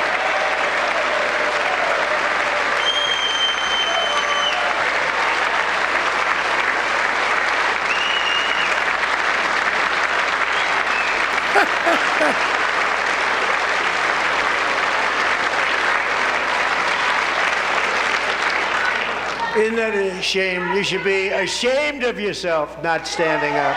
You should be ashamed of yourself. That is why I'm also asking you to end deadly sanctuary cities that protect the criminals and enact serious penalties for public officials who block the removal of criminal aliens. In many cases, drug lords, murderers all over our country, they're blocking the removal of these people out of our country, and you should be ashamed of yourself. Somebody cart this Ilhan Omar witch out of there. She's yelling at him. Jayapal sitting right next to him, also yelling at him.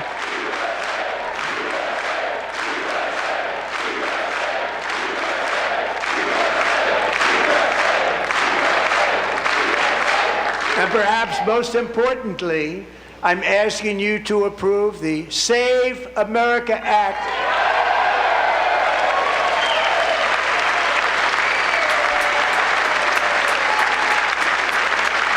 To stop illegal aliens and others who are unpermitted persons from voting in our sacred American elections. That cheating is rampant in our elections. It's rampant.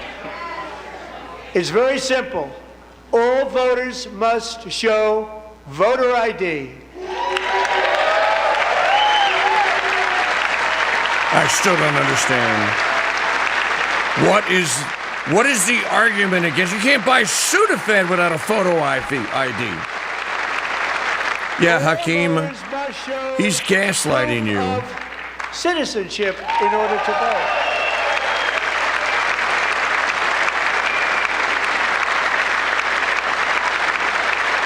No more crooked mail-in ballots except for illness, disability, military, or travel.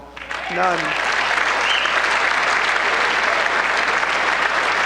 And this should be an easy one. And by the way, it's polling at 89%, including Democrats. 89%.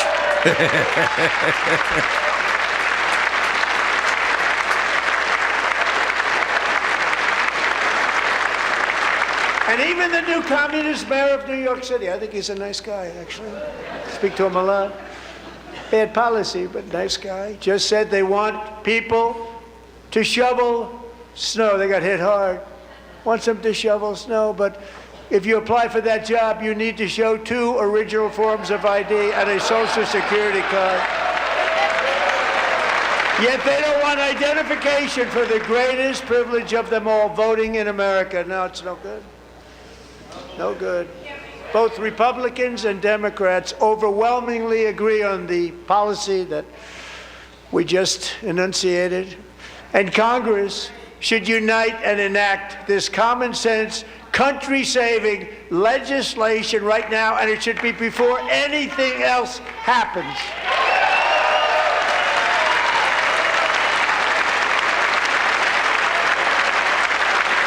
Well, you have the votes. Oh, the Democrats are just all sleeping now. I don't know who this guy is, but he is passed out. Live coverage of the State of the Union address here on the Mike Church Show, welcoming all of you listening in. Catch the Mike Church Show tomorrow morning at crusadechannel.com or right here on YouTube if you're watching on YouTube. Because they want to cheat. There's only one reason. They make up all excuses. They say it's racist. They come up with things. You almost say, what imagination they have. They want to cheat, they have cheated, and their policy is so bad that the only way they can get elected is to cheat. And we're going to stop it. We have to stop it, John. Yeah.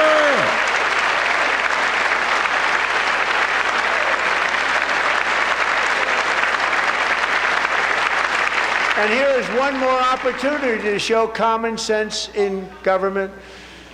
In the gallery tonight are Sage Blair and her mother, Michelle.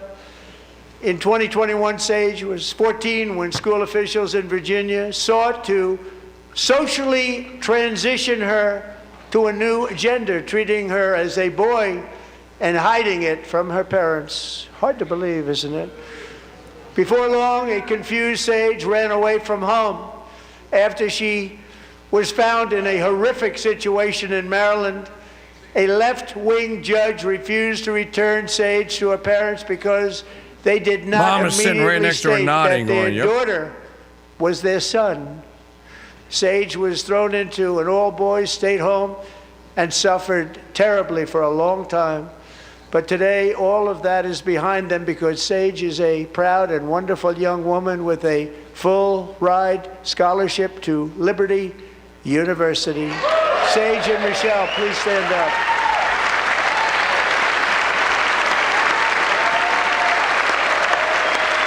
What is that? Sage just went.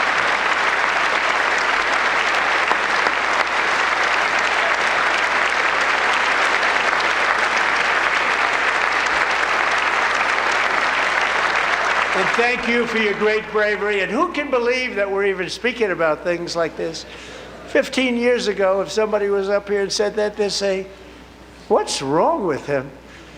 But now we have to say it because it's going on all over numerous states without even telling the parents. But surely we can all agree no state can be allowed to rip children from their parents' arms and transition them to a new gender against the parents' will. Who would believe that we're even talking about this? We must ban it, and we must ban it immediately.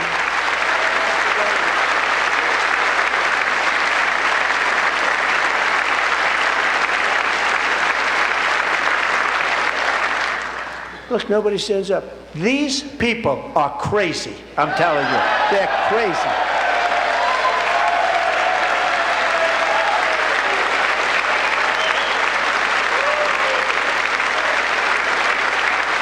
Amazing.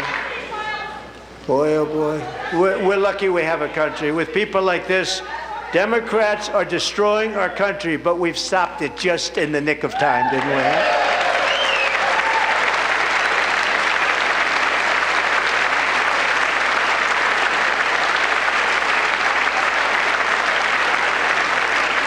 No one cares more about protecting America's youth than our wonderful First Lady, now a movie star. She's a movie star. Can you believe it? Who would have believed that? Over the past year, she has had an incredible impact championing AI legislation, advancing a landmark executive order on foster care, and helping secure $30 million to launch the Melania Trump Foster Youth to Independence Initiative. It's a tremendous, really a tremendous thing that happened and had a lot of bipartisan support. She gets much better bipartisan support than I do. I get none. She gets a lot. Someday you're going to have to tell me how you did that. And students and educators in every state have joined the First Lady's efforts in the presidential AI challenge, keeping America's next generation positioned to succeed and strongly succeed in the future. Tonight we welcome two young people whose lives reflect the First Lady's impact, Sierra Burns and Everest Nevermont. Thank you both, and Melania, thank you. I know how hard you worked on it. Thank you very much.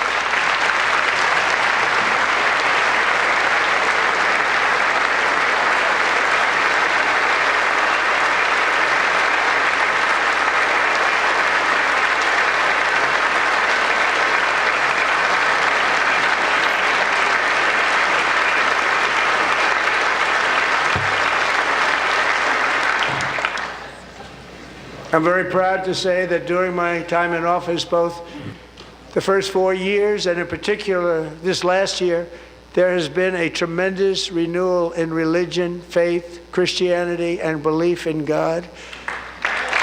Tremendous renewal. Did you ever get that out of Biden, Obama, Bush, Clinton? Hell, not even Reagan. This is especially true among young people, and a big part of that had to do with my great friend, Charlie Kirk, a great guy, great man.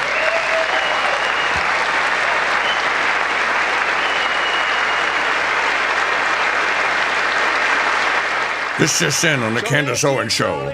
Erica Kirk, part of Trump conspiracy. And martyred, really martyred for his beliefs. His wonderful wife, Erica, is with us tonight. Erica, please stand.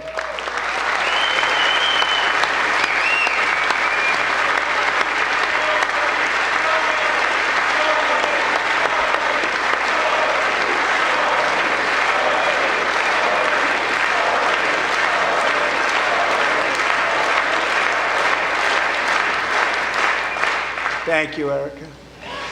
Been through a lot. In Charlie's memory, we must all come together to reaffirm that America is one nation under God, and we must totally reject political violence of any kind.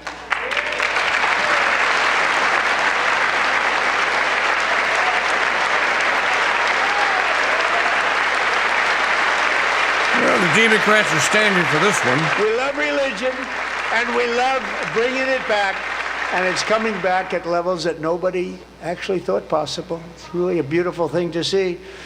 Above all, unleashing America's promise requires keeping our communities safe. We have made incredible strides, yet dangerous repeat offenders continue to be released by pro-crime Democrat politicians again and again. We are honored to be joined tonight by a woman who's been through hell, Anya Zuretska. In 2022, she and her beautiful daughter, so beautiful, what a beautiful young woman, Irina, fled war-torn Ukraine to live with relatives near Charlotte, North Carolina. And by the way, what's going on with Charlotte? Last summer, 23-year-old Irina was riding home on the train when a deranged monster who had been arrested over a dozen times and was released through no cash bail stood up and viciously slashed a knife through her neck and body. No one will ever forget. There were people on that train. No one will ever forget the expression of terror on Irina's face as she looked up at her attacker in the last seconds of her life. She died instantly. She had escaped a brutal war only to be slain by a hardened criminal set free to kill in America. Came in through open borders. Mrs. Zuretska, tonight I promise you we will ensure justice for your magnificent daughter, Irina. Oh, gosh. You know, for those of you that never saw the actual footage of what that monster did to that poor child, and how she just looked up at him in horror like, why? You just killed me. Why did you do this? I didn't realize her mother was here in the U.S. as well. How do you not stand? How do you not stand? I'm asking this Congress to pass tough legislation to ensure that violent and dangerous repeat offenders are put behind bars, and importantly, that they stay there.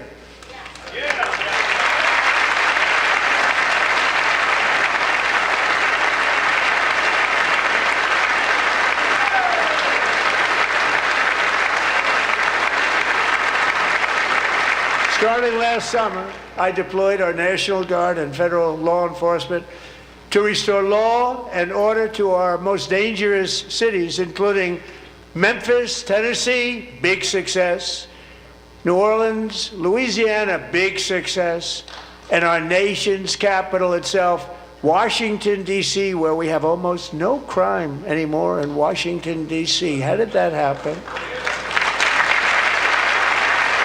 It's called law and order.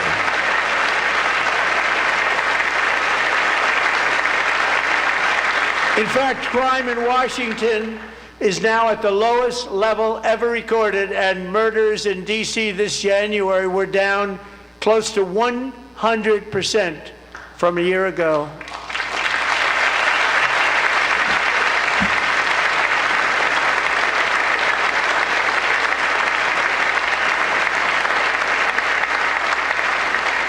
They don't like to hear that. One of the sick people, one of the brave service members who helped achieve this stunning turnaround was 20-year-old West Virginia Army National Guard Specialist Sarah Beckstrom.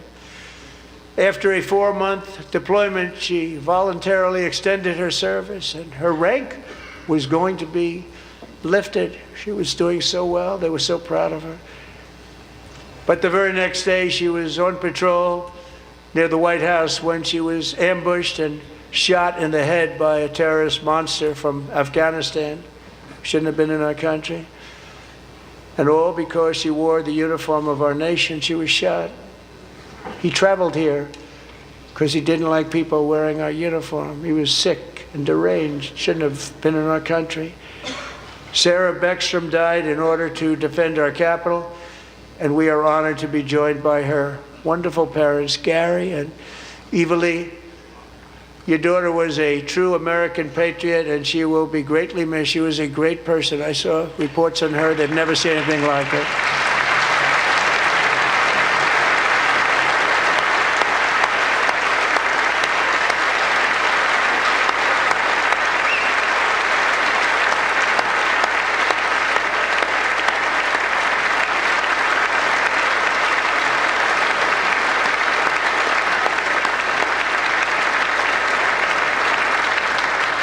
So sorry. Thank you very much. A great young lady. I saw reports that were like, perfect. She was perfect. Serving alongside Sarah that day was Staff Sergeant Andrew Wolf. The terrorist shot Andrew in the head, and no one thought he could possibly make it. The two of them, Sarah and Andrew, both shot violently in the head. Neither was expected to make it. They weren't even given a chance, except his wonderful mother, named Melody, who I spoke to the same night, and she was so positive. The doctors thought that Andrew was gone, but his mother said, no, Mr. President, Andrew will be fine. He's going to make it. I've never seen anything like it. I mean, he was given almost no chance. She said, I have no doubt, sir, he's going to be okay. This was a conversation that I had with her that night, with her son laying helplessly in bed, blood all over. Everybody is praying, she said, sir, he will be okay. The doctors didn't understand what she was saying, and after looking at the results of the damage done, neither did I. She was so strong and conclusive that even Andrew's great father felt she didn't really understand the gravity of the situation. But she turned out to be right. Right, Melody? She turned out to be right.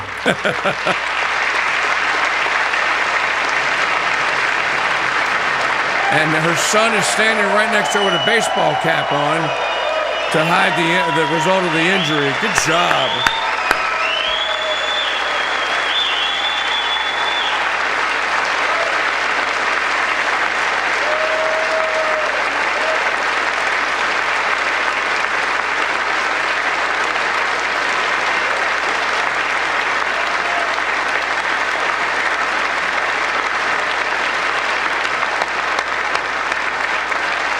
Do you believe that kid survived a bullet to the head? Actually, I said, where does this woman come from? She's the most positive person I've ever met.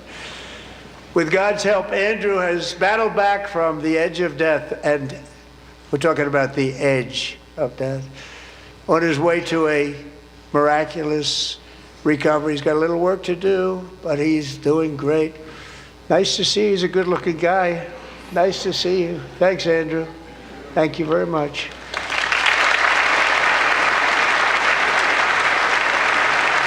You have a National Guard. Oh, come on. Oh, even the Democrats have to stand for that one. You're listening to live coverage here on the Mike Church Show, the 2026 State of the Union Address. This is our 17th annual here. Join our chat room at crusadechannel.com/chat. Highly respected General James Sooo to present Staff Sergeant Andrew Wolf and the great family of Sarah Beckstrom with the award created by our late great President George Washington himself. It's called the Purple Heart. The Purple Heart. What?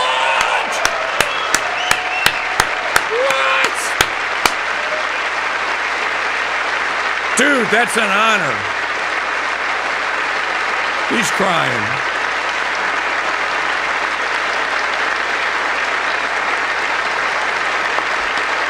It should be one of the medals that matters most to any military man. You win the Purple Heart.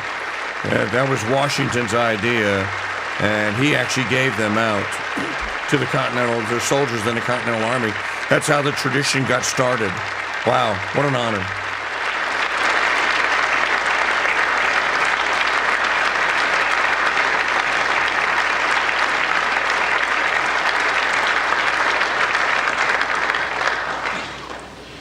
We love you all. Love you. We're proudly restoring safety for Americans at home, and we are also restoring security for Americans abroad. Our country has never been stronger. My first 10 months, I ended 8 wars, including Cambodia. Isn't it funny? Sick people. Cambodia and Thailand, Pakistan and India. Would have been a nuclear war. 35 million people said the Prime Minister of Pakistan would have died if it were not for my involvement. Kosovo and Serbia, Israel and Iran, Egypt and Ethiopia, Armenia and Azerbaijan, the Congo and Rwanda, and of course the war in Gaza, which proceeds at a very low level. It's just about there. And I want to thank Steve Witkoff and Jared Kushner for your help. Thank you, Steve. Thank you, Jared.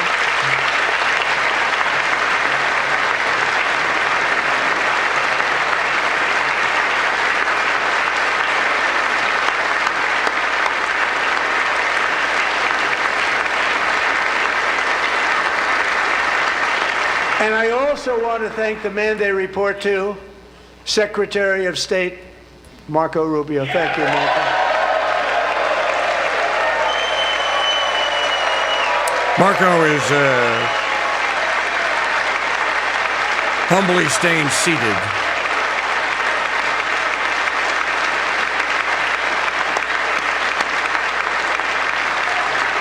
People like you. You know, Marco got 100% of the votes when he was in confirmation. I think our next one was about 54%. And some of the Democrats are now saying, I can't believe we approved that guy. And he said it's an honor that they feel that way, right, Marco? You have done a great job, great Secretary of State. I think he'll go down as the best ever.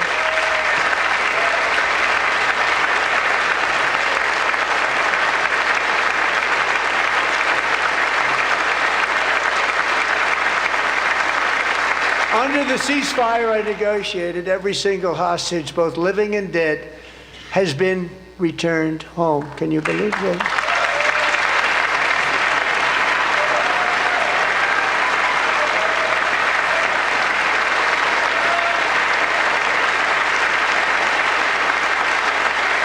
Nobody thought it was possible.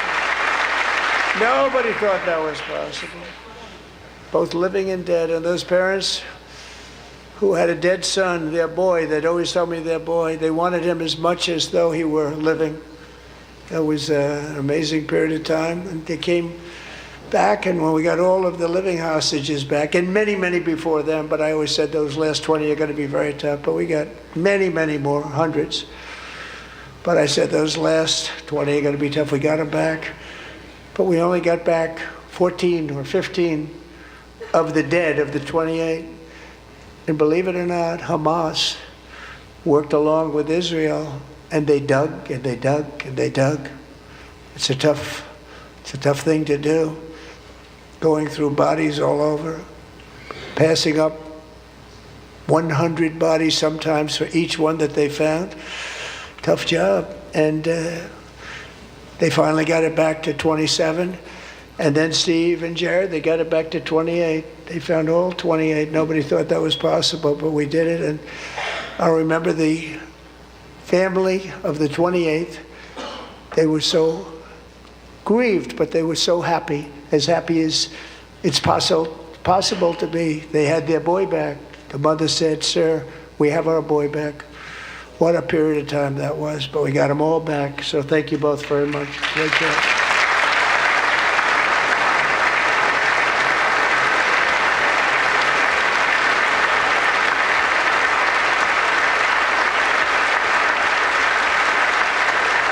And we're working very hard to end the 9th war, the killing and slaughter between Russia and Ukraine, where 25,000 soldiers are dying each and every month. Think of that, 25,000 soldiers are dying a month.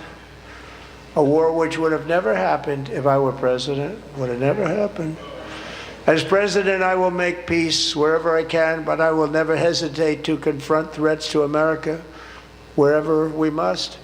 That's why in a breakthrough operation last June, the United States military obliterated Iran's nuclear weapons program with an attack on Iranian soil known as Operation Midnight Hammer.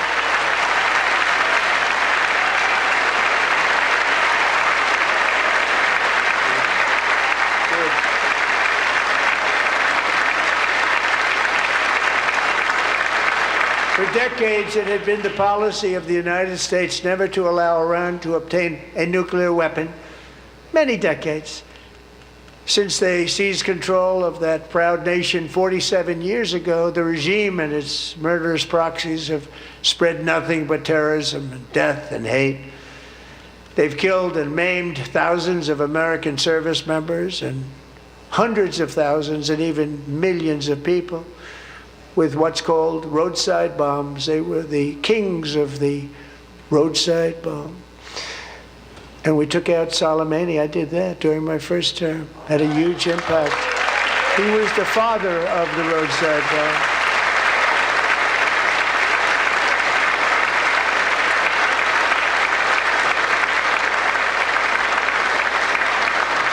And just over the last couple of months with the protests, they've killed at least, it looks like 32,000 protests, 32,000 protesters in their own country.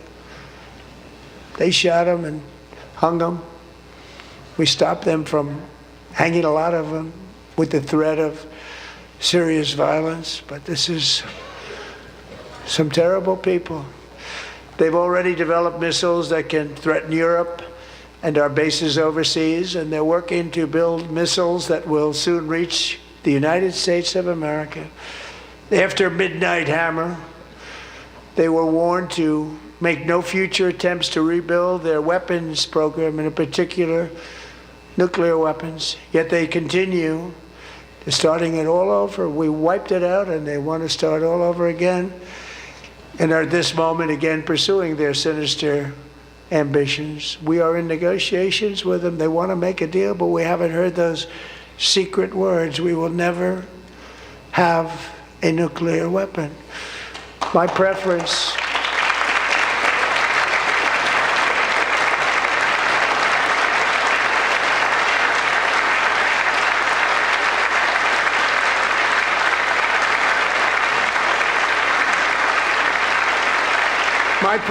is to solve this problem through diplomacy. But one thing is certain, I will never allow the world's #1 sponsor of terror, which they are by far, to have a nuclear weapon. Can't let that happen.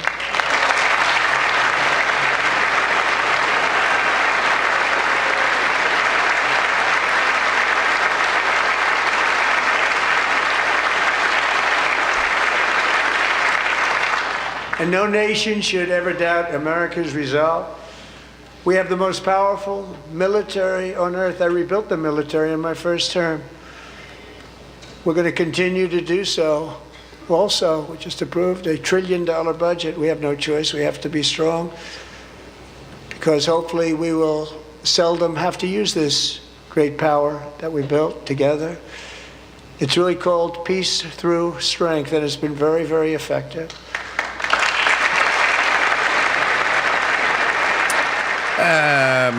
Mike Church here, your host here.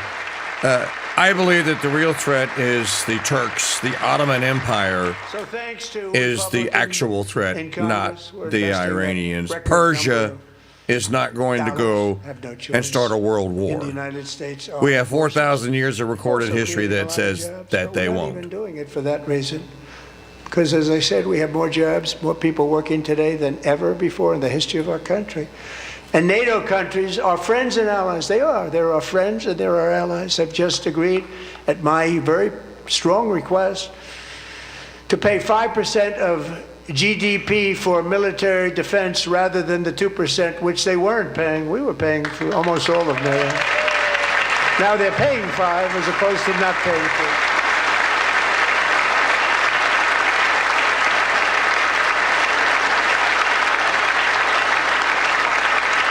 And getting that 5% was something which everyone said would never be done, could not happen. We got it really easily with one meeting. And big difference between 2% that's not paid. We were paying the freight of many of them. Very few were paid up. Now 5%, then they're paid. And everything we send over to There's Winebox Nancy. Ukraine, She's still awake. we send through NATO, and they pay us in full. They pay us totally in full. Every branch of our armed forces is setting records for recruitment. This is so exciting.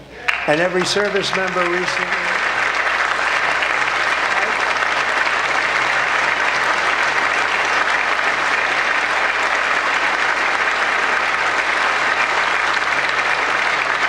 And every service member recently received a warrior dividend of $1,776.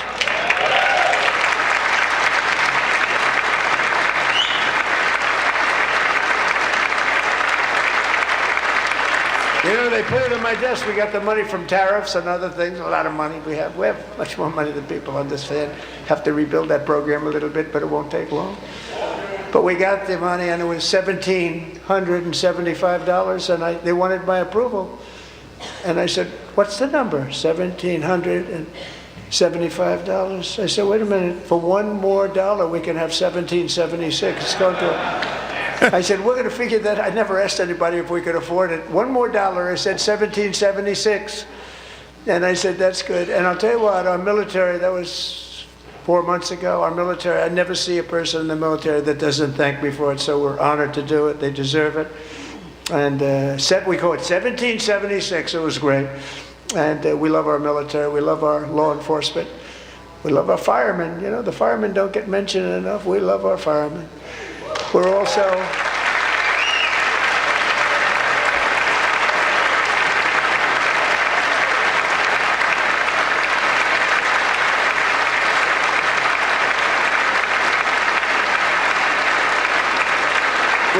restoring American security and dominance in the Western Hemisphere, acting to secure our national interests and defend our country from violence, drugs, terrorism, and foreign interference. For years, large swaths of territory in our region, including large parts of Mexico, really large parts of Mexico, have been controlled by murderous drug cartels. That's why I designated these cartels as foreign terrorist organizations, and I declared illicit fentanyl as a weapon of mass destruction.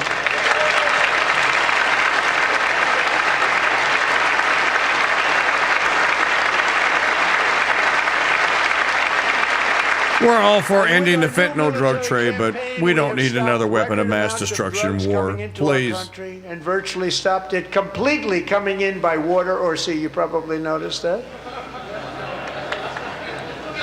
We very seriously damaged their fishing industry also. Nobody wants to go fishing anymore. We've also taken down one of the most sinister cartel kingpins of all. You saw that yesterday. In January,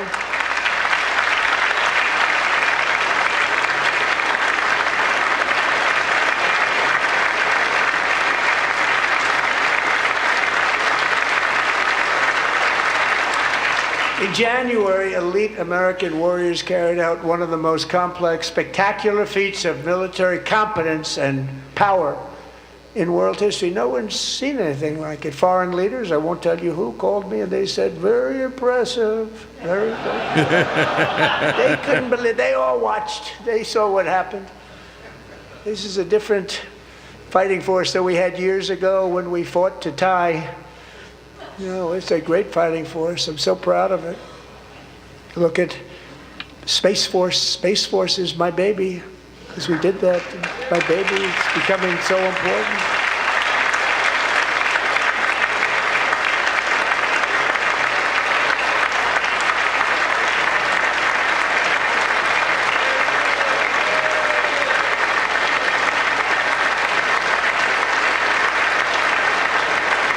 And America's armed forces overwhelmed all defenses and utterly defeated an enemy, good fighters, to end the reign of outlaw dictator Nicolas Maduro and bring him to face American justice.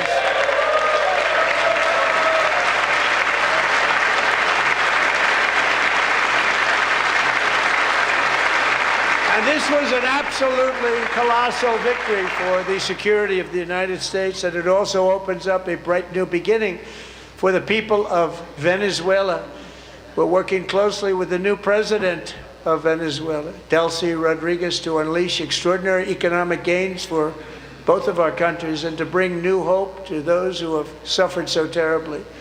They really did suffer. With us tonight is Alejandro Gonzalez. She grew up in a tight-knit Venezuelan family and was especially close to her beloved Uncle Enrique. But after Enrique ran for office and opposed Maduro, he was kidnapped by Maduro's security forces and thrown into the regime's really infamous prison in Caracas. Alejandro feared she would never see her uncle again. She feared for her own life also. But since the raid, we have worked with the new leadership, and they have ordered the closure of that vile prison and released hundreds of political prisoners already, with more to come. Alejandro, I'm pleased to inform you that not only has your uncle been released, but he is here tonight. We brought him over to celebrate his freedom with you in person.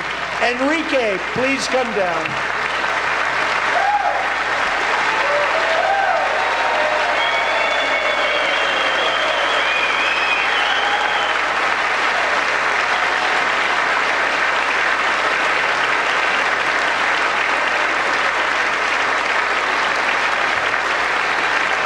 This guy was in a political prison, apparently, in Caracas in Venezuela.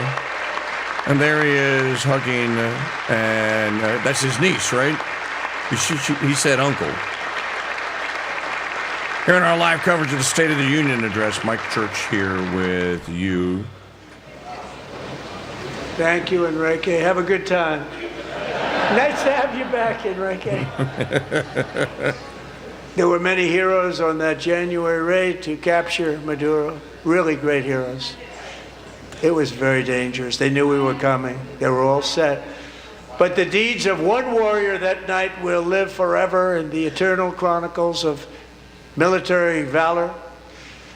Chief Warrant Officer 5, Eric Slover, planned the mission and was the flight lead in the cockpit of the first helicopter. A big, beautiful, powerful helicopter. It was a massive Chinook carrying, as you can imagine, many, many American warfighters. Wearing the dog tags his wife Amy had blessed with holy water before he left. She knew it was going to be a rough one.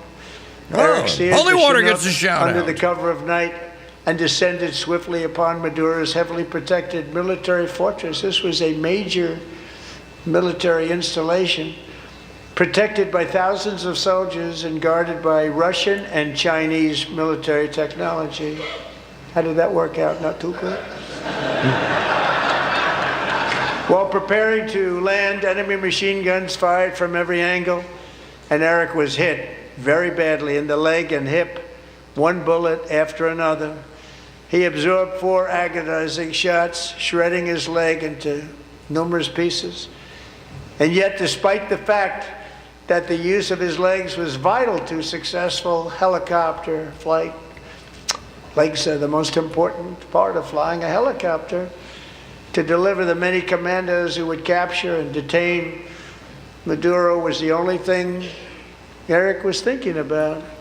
Then, even as he was gushing blood, which was flowing back down the aisle, helicopter lands at a steep angle. The machine gun stood right in front of him. They were right in front of him, 2 machine gunners who escaped the wrath of the previous planes.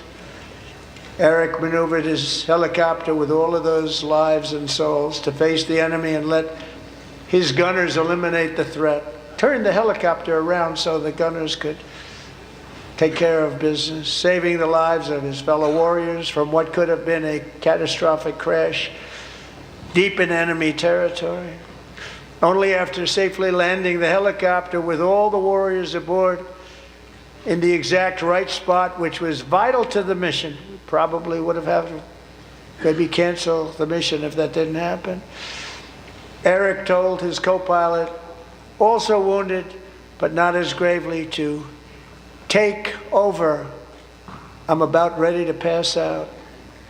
The success of the entire mission and the lives of his fellow warriors hinge on Eric's ability to take the searing pain. It was unbelievable what's happened to his legs of the bullets and keep on flying and landing. And people knew what was happening. Everybody in the back of the helicopter knew because they saw the blood pouring down the aisle.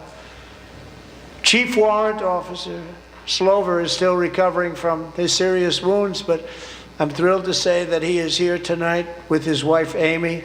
Eric and Amy, come on in.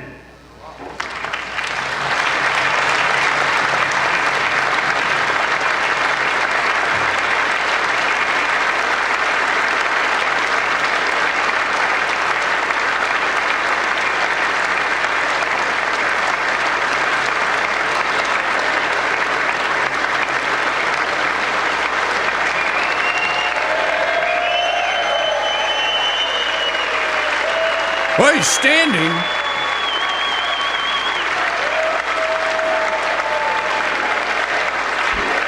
He is actually standing on a walker.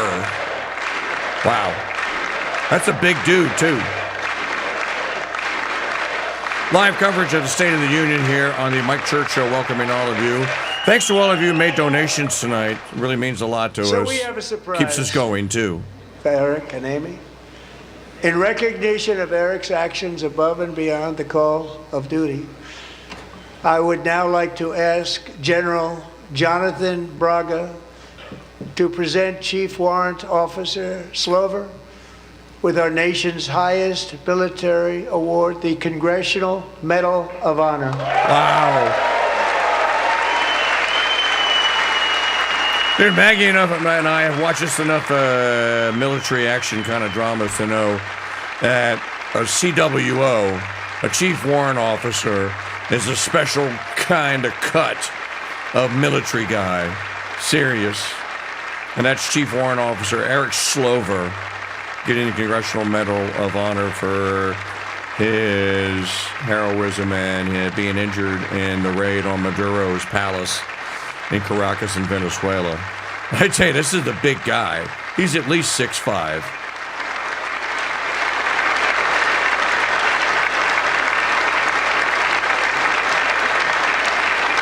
And by the way, standing stoically as an officer in the United States military should.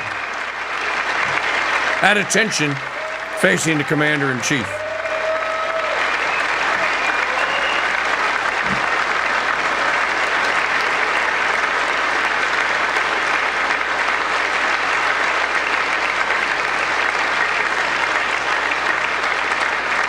Well, thank you very much, Eric and Amy. Great to get to know you. I met with them and with a lot of their fellow warriors at Fort Bragg recently.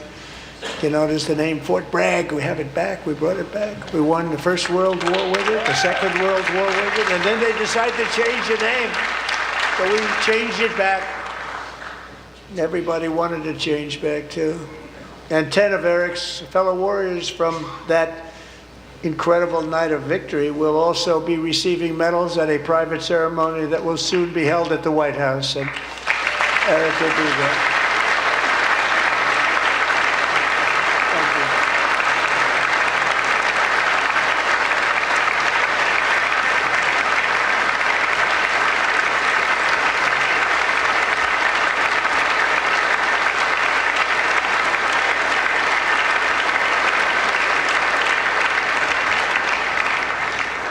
Thank you, Eric.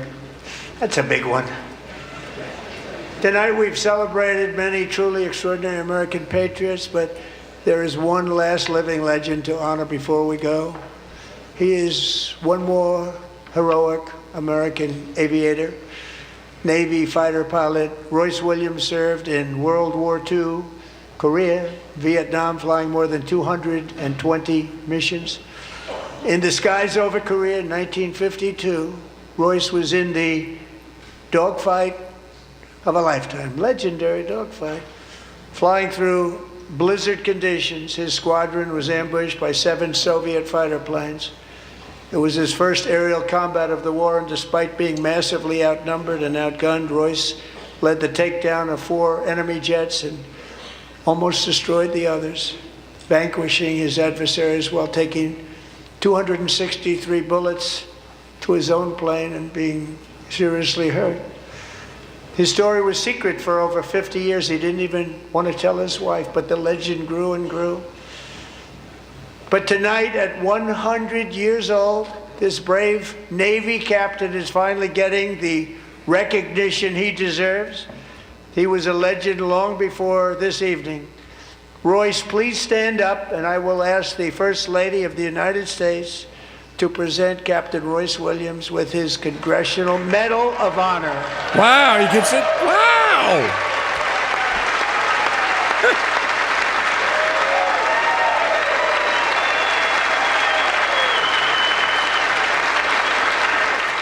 I say this is just a little bit after the fact. World War II, Korea, and Vietnam.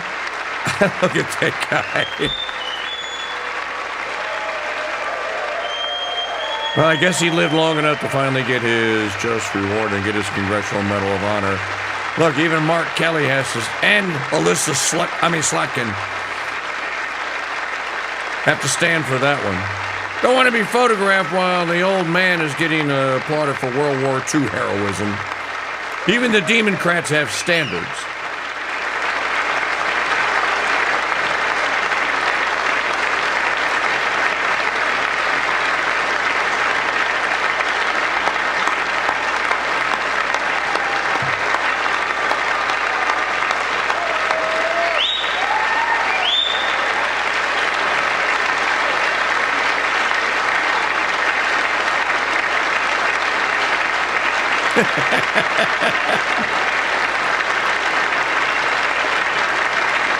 Yeah, you would not want to be seated while this jolly old man was receiving that medal and smiling from ear to ear. And you sit in contempt.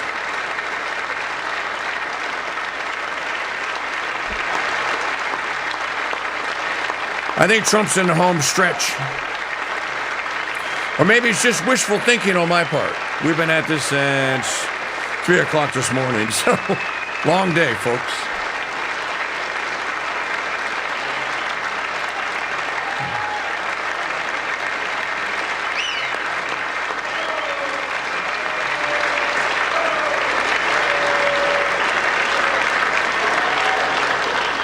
Thank you, Royce, and thank you, Eric. I've always wanted the Congressional Medal of Honor, but I was informed I'm not allowed to give it to myself, and I wouldn't know why I'd be taking it, but if they ever open up that law, I will be there with you someday. But you know, that's our highest honor, Congressional Medal of Honor, and that's a big thing, and it's an honor to be in the same room with you. Thank you both very much, Eric. Thank you.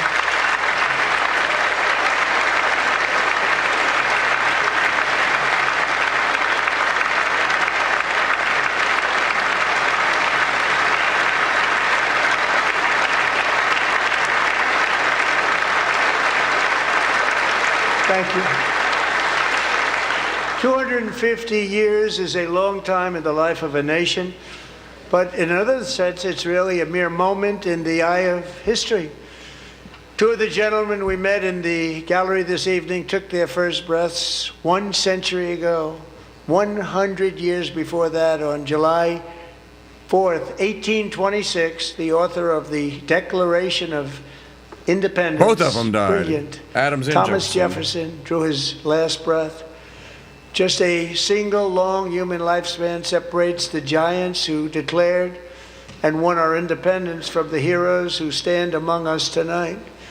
Everything our nation has done, everything we have achieved, has been the work of those few great lifetimes. In those brief chapters, Americans built this nation from 13 humble colonies into the pinnacle of human civilization and human freedom, the strongest, wealthiest, most powerful, most successful nation in all of history. Americans ventured out across the daunting and dangerous continent. We carved paths through an unforgiving wilderness, settled a boundless frontier, and tamed the beautiful but very, very dangerous Wild West. From empty marshes and wide open plains, we raised up the world's greatest cities. Together we mastered the world's mightiest industries and shattered history's monstrous tyrannies. And we liberated millions from the chains of fascism, communism, oppression, and terror. Americans lifted humanity into the skies on the wings of aluminum and steel. And then we launched mankind into the stars on rockets powered by sheer American will and unyielding American pride. We wired the globe with our ingenuity. We captivated the planet with American culture. And now we are pioneering the next great American breakthroughs that will change the entire world. All of this and so much more is the enduring legacy, unmatched glory of the hardworking patriots who built and defended this country and who still carry the hopes and freedoms on all of humanity's backs. For years they were forgotten, betrayed, and cast aside. But that great betrayal is over, and they will never be forgotten again. Because when the world needs courage, daring, vision, and inspiration, it is still turning to America. And when God needs a nation to work his miracles, he knows exactly who to ask. There is no challenge Americans cannot overcome, no frontier too vast for us to conquer, no dream too bold for us to chase, no horizon too distant for us to claim. For our destiny is written by the hand of providence, and these first 250 years were just the beginning.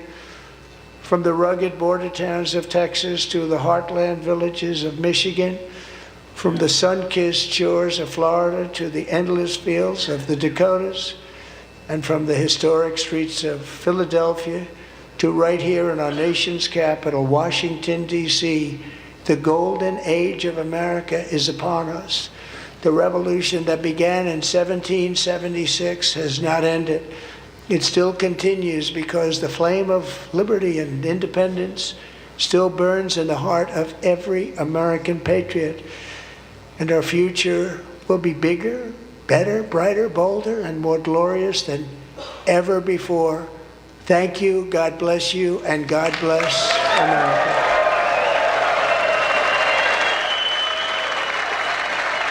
Well, you could say that he finished with a flourish. And a little bit of, sounded like something that Peggy Noonan might have written for Ronald Reagan. So, speech comes in at just under 2 hours, as the White House promised.